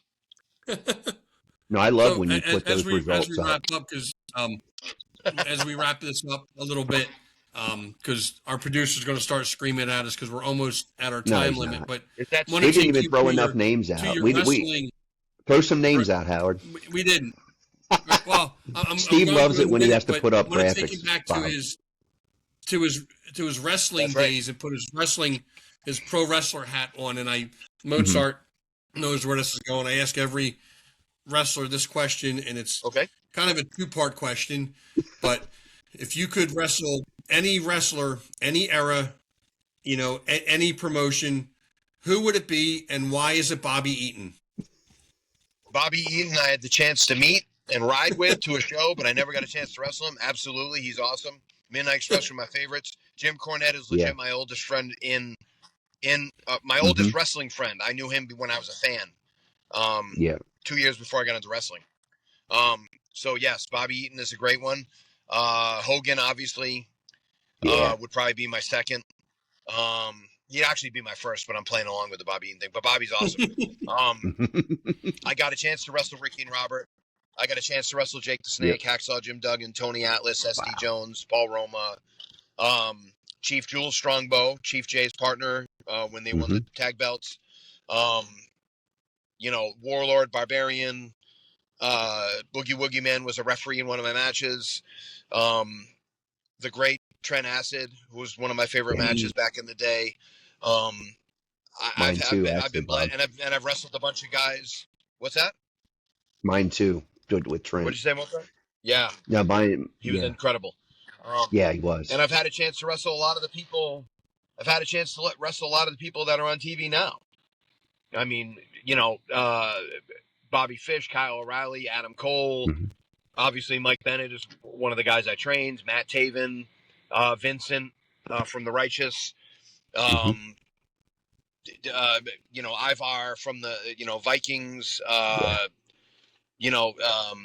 Carmelo Hayes. All these guys. Dijak. Wow. Just a bunch of the guys who came through New England. Anthony Green, who was, done great in Japan and NXT, and these guys, like so many people, and a bunch of people have taken my seminars. Like a bunch of these people I've gotten to work with them in that way too. So, I'm just loving every second of that. And Brutus the Barber Beefcake, I wrestled him too, so don't forget about him in front of 35 Nice. people in Maine. But we got paid. So that, we waited and made sure we got cash. I was going to say, was it a bag of cookies, that's- or did you actually get cash? Oh, no. It wasn't lobsters either. We were going to get paid in cold hard cash. Yeah. Nice. But yeah, probably Hogan would be the guy. I would have liked to. I did a spot with Kowalski where he punched me in the face, but I would have liked to have a match with him. There's quite a few people I'd still like to wrestle, and maybe I will down the line. And there's a lot of great people in the independents that I'd love to wrestle too. I'm working my way back. I haven't been injured, but I'm not. I'm in shape for an old guy, but I want to be in shape for a little bit younger guy. So I'm working hard in the gym. I'm working hard on my mobility. Trying to work on, getting a little bit more pain free and free and mobile, free and easy, a little DDPY, that kind of stuff. So Nice. but yeah, Bobby Eaton is probably one of the greatest wrestlers I've ever seen live. And Dennis Condrey is probably second, because Dennis Condrey was as good as Bobby and just never got the credit. But guess what? Bobby never got the credit either. So Right. that's right there is those are legends, But yeah, it's been a hell of a ride, and I can't wait to see what 2026 and the rest of it brings, man. Awesome. I appreciate your time. It's been great. I was just texting a little bit back and forth with Steve. Said he was loving the show because he's backstage. Right.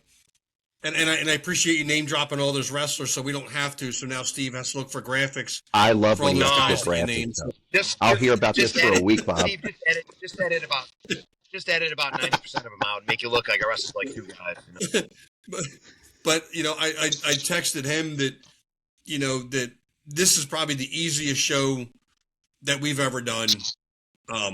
Great. Since we've been doing the rabbit hole, man, and I told him, he's like, oh, I love the show. I'm like, yeah, me too. My reply was, yeah, I love the show too, because I don't have to do anything. Like, I'm just sitting back, enjoying the ride. So, thank you for the ride you took us on. It was great. Well, we'd love to have you hold on a back. second. Give me a second, Howard. Hold up. Bob's got to run, but I got a question because this is important.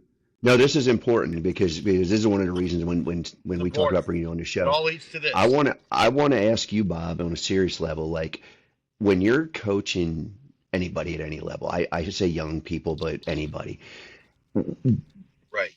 One of the things that you're a big proponent of is let's not knock them, let's teach them, and I love that. Right. I took that mentality from you when I was training. I got a lot of pushback because what we're teaching them is not what they're seeing on TV. You mentioned it earlier. They're basically taught Right. backwards now. What is the best Yes. way to get through to a younger talent that you found to be like, look, I understand what you're seeing on TV, but you have to trust me. That's not the way that it's typically done, working your way up the ladder. Do you have any advice on that? Well, what I do is I don't put my stuff above them. I put it next to it. And Hmm. again, it's meeting them where they are. So I say that Okay. stuff you're learning is great. I'm glad you learned it because I can't do a lot of it and I'll teach you something different. And the best part is now you'll have both. You have to remember that Triple H is run by WWE is run by a worker, Triple H, who grew up in the territories. TNA is run by a worker, Delirious, who appreciates all talent, including me, including the most luchadorist of luchador guys, including the most flippy of flippy guys. He appreciates anyone who's good at what they do. Um, Tony Khan is a different cat, but Tony Khan has enough people around him where they can say, hey, this guy will be good for the roster. And, I've had people sit next to Tony Khan and say, yeah, Tony Khan loves the flippy matches, but what he loves the most is the flippy matches that tell a story. So, Hmm. again, it's not about pulling everything, all the tools out of their tool belt. It's about adding stuff to them. So, what I do is I say, your stuff is good. This stuff is good too. You'll be unbeatable if you can master both of them.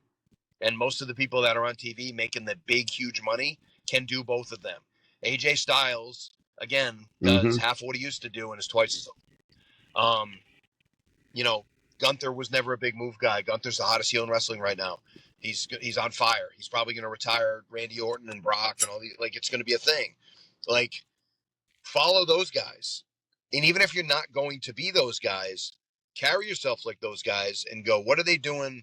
Because look, it might not be going from $20 paydays to $1,000,000, but it might be going from $20 paydays to $75 paydays, $100 paydays, where your wife doesn't scream at you now for going to wrestling.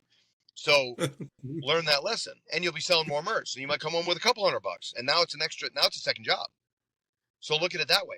And that's the thing you have to do. You have to kind of meet them where they are. You have to explain to them that your stuff is going to benefit them, and it's just as important, but it's not more important. And even if you believe that, you have to frame it in a way where you go, if you have both, you'll be killer because you're killing it at this. And can I show you this? And then what you do is you break it down for them. You go, this is what less is more means. It doesn't mean nothing. You know, it means slow it down. Maybe you do 3 cool things. Maybe we do 2 tonight because we don't need 3. Just because you can do it doesn't mean you should. So that's in a nutshell. That's kind of Mozart what I do. So, but I really do have to go. I do have another I love appointment. it. um, Thank you, but sir. I appreciate you guys so much. We'll do a part 2 down the line. I promise.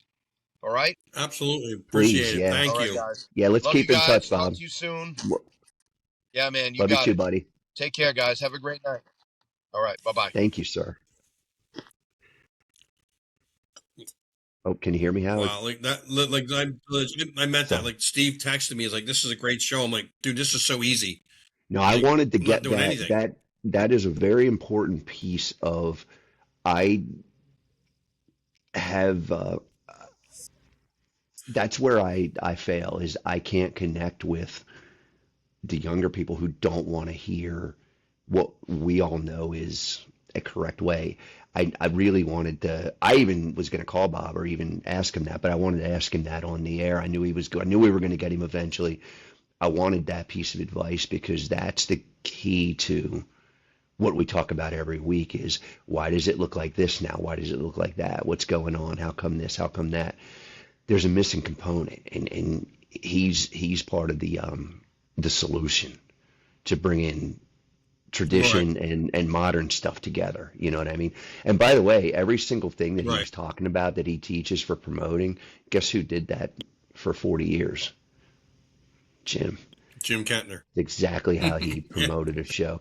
He never put a belt on a guy because he liked it. It was what did my fans want to see?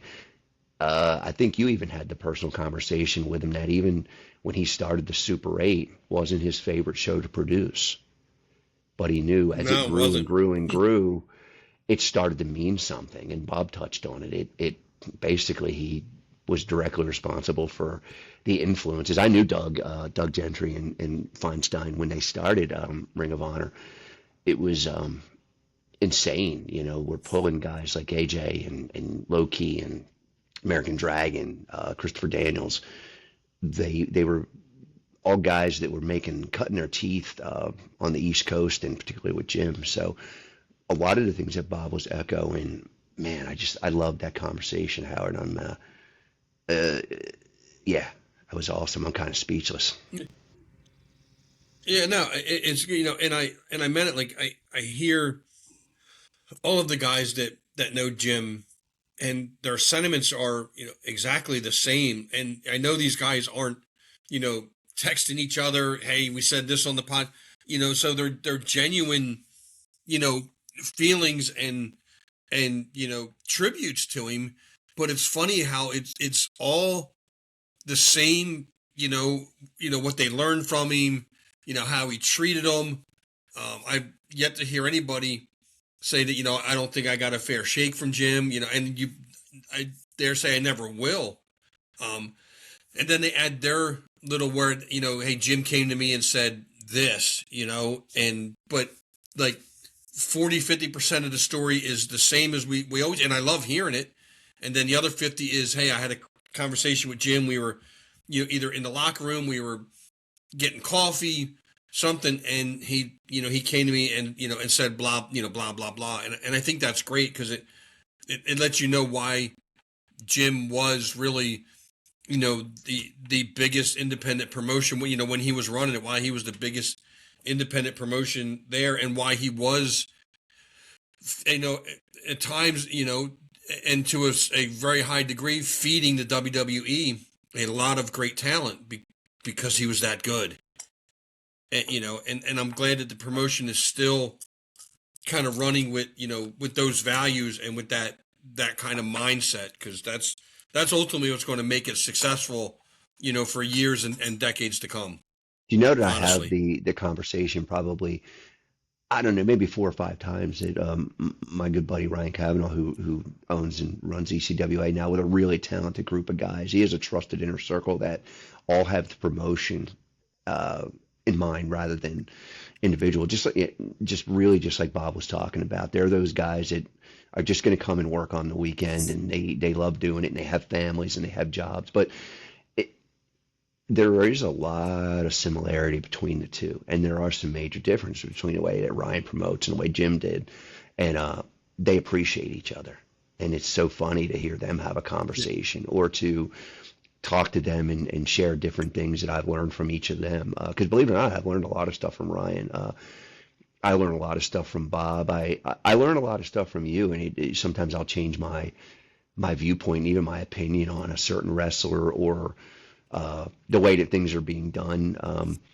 And as we kind of wind it down, because this has been a little bit longer show, but I think it's worth it because we had Bob on to get that content in. But I Absolutely. actually, if you didn't take a look at Raw last night, I'm a Stranger Things fan, so I love the crossover deal. I would have done it differently. I would have had some cooler stuff, but I don't know who's available to them and who's not. But the set was one Right. of the coolest things that I have seen in a long time, and it just had this vibe and feel to it that was like, all right, now this looks big time and this looks cool. You know what I mean? And the opening match, like Right. for me, was pretty cool. You know what I mean? I think it was a great opening match. Yeah, so it was neat. I really enjoyed that aspect of it, which is you don't often hear me say. So I'll throw it out there. Well, and I'll probably watch it tomorrow when I get home from work. Okay. um, and I'll let you know what I think about it when we Hmm. do our next show. And and we'll talk about it a little bit. But man, this was great. Like this was again, we've had some other some guests on our other show, and one in particular where I was like, wow, like I didn't expect the show to go that route, but it went that route, and it was fantastic. And this, I mean, I know he's going to be a great guest. Yeah. I know we were going to learn a lot, but I didn't expect to get not only the wrestling, history out of it, but, business and, you know, personal satisfaction and personal goals and, kind of resetting your mind and thinking things a little differently. Um, Is that the because first of the time that you met? conversation, that he had like with us. That the first time you met Yeah, Bob? I've never met him before. Oh Yep, wow. I've I never met guess him I before. apologize. I didn't realize that. That's why I kind of it was like reconnecting with an old friend. So well, it was because I've known Bob for so long. But Yeah, of yeah, the course. and one of the things I think that's worth mentioning too is on the VOC Nation when we had Marcus Waters on, what made that interview so interesting was he's servicing the community. That's what Jim used to do with ECWA. That's what Bob is teaching Yeah, his promoters. If you're servicing the community, that's kind of the bluegrass, blue collar roots of wrestling, right? Grassroots, blue collar, bluegrass. I'm talking about, Kentucky country music now. That's the right, right. grassroots and blue collar background of wrestling that I think connects people more than, like Bob said, more than, oh, well, it's Howard versus Mozart on the show for the championship. Because honestly, who gives a shit? Nobody cares. Yeah, Who yeah, cares? Like the four yeah, hardcore wrestling fans that bought, 40 or 200 tickets. Seriously, you know?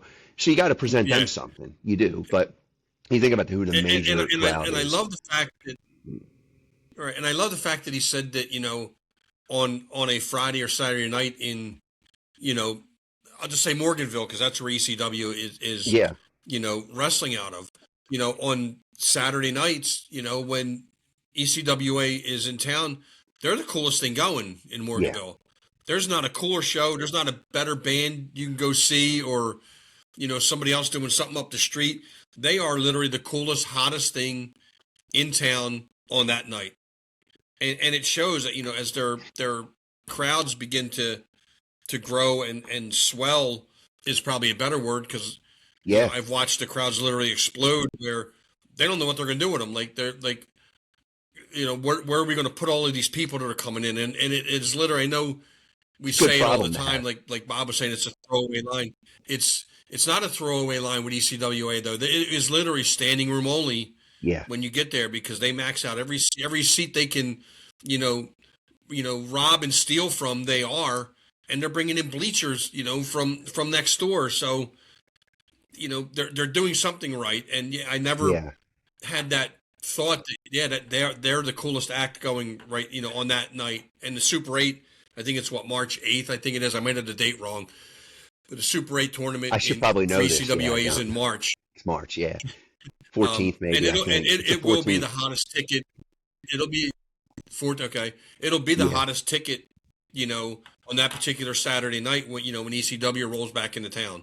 Well, you know what, Howard? I think But the Mozart, I mean, it's majority been great. Yeah, thinking about when you think about that though, when I think about a show, I'm not thinking about the competition is what hot movie opened, what really hot band is in town, what other events in town, whether it be a wrestling show. So the competition, I think a lot of people in wrestling pigeonhole themselves to who am I running against? What show am I up against? No, it's way bigger than that. It's what's the hottest movie opening this weekend? Because if it's a hot one, yeah, that's probably where they're going to be, unless you can give them a reason not to be. right.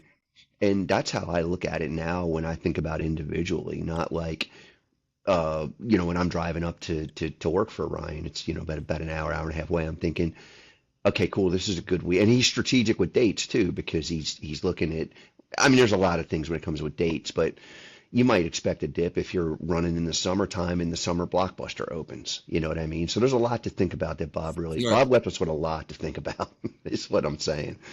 Yes, he did. Yes, yes. And I can't wait to have him back on again and pick his brain and literally it was like and not that we had to wind him up, but we wound him up and away he went and you know he was able to talk and I wasn't watching the counter because I got a little counter thing that I can watch, see how long we've been on, and he's talking and then like I said, Steve texted me it was a great show, and I looked up and I'm like, oh wow, we're an hour and 17 minutes into this already, and it literally feels like we just started. Like so and that's how you know that was good, because it didn't feel long. It didn't feel drug out. And it was great. Just everything that he taught us and, enlightened us on was fantastic. But, I do got to get out there. I got to get up early tomorrow. I don't know. This show should be dropping on Friday, as it's actually Tuesday now. I know our other show just dropped because we had some glitches and technical difficulties getting it, I guess, formatted or done right. But Steve worked tirelessly to get it done. And I know he did, because he kept texting us that he was working so hard at getting it done. He wanted it known, Mozart, how hard he was working. Magic. That was a tough one, yeah, because there was some technical difficulties. That's part of what I'm learning about podcasting and equipment is when you have a technical difficulty. Like I said, in all honesty, like I was like, man, let's just scrap. I was almost ready, but let's just scrap it. But he had hours and hours and hours in, and it was an important topic too. So it's thank you, Steve, for working that out. Yeah, and we appreciate you. Before we sign off, when I was doing before you jumped on WCW Retro that I was doing on VOC Nation, I had a guest on. I can't remember who it was, and it was a great show. And we talked, a solid 2 hours, and I always have gone 2 hours plus with our shows, so it's not unusual for you and I to go 2 hours. And I'm like, man, this is a great show. I can't wait for people to hear it. And I look up, and I never hit record. So it never got recorded. It was just us talking on the computer, and I lost it. Oh, man, there was no other way to get it back. That stings. It was the greatest show you'll never hear. We'll get that guest back on when you figure out who it was. We'll bring him on. But, man, I got to remember who it was. But Mozart, has been great, man. I appreciate it. It's Absolutely. fun as always. Again, don't forget to check out our other shows on, the Lariat Podcasting Network, the family of shows that we have now. And don't forget, we will be on the VOC Nation tomorrow night at 7:30. We will be talking with ECWA, former ECWA Tag Team Champion, Greg Spitz, an absolute legend in ECWA. I did confirm with him that, he will be able to make it. So we are good. Mozart, again, thanks as always. It's been great. And, we'll, kind of fill this rabbit hole back in, and, we'll do this again, next week, guys. It's always a pleasure. In 7 days. Until next week, guys, have a great night. Yeah. Good night, Howard. Thanks, man.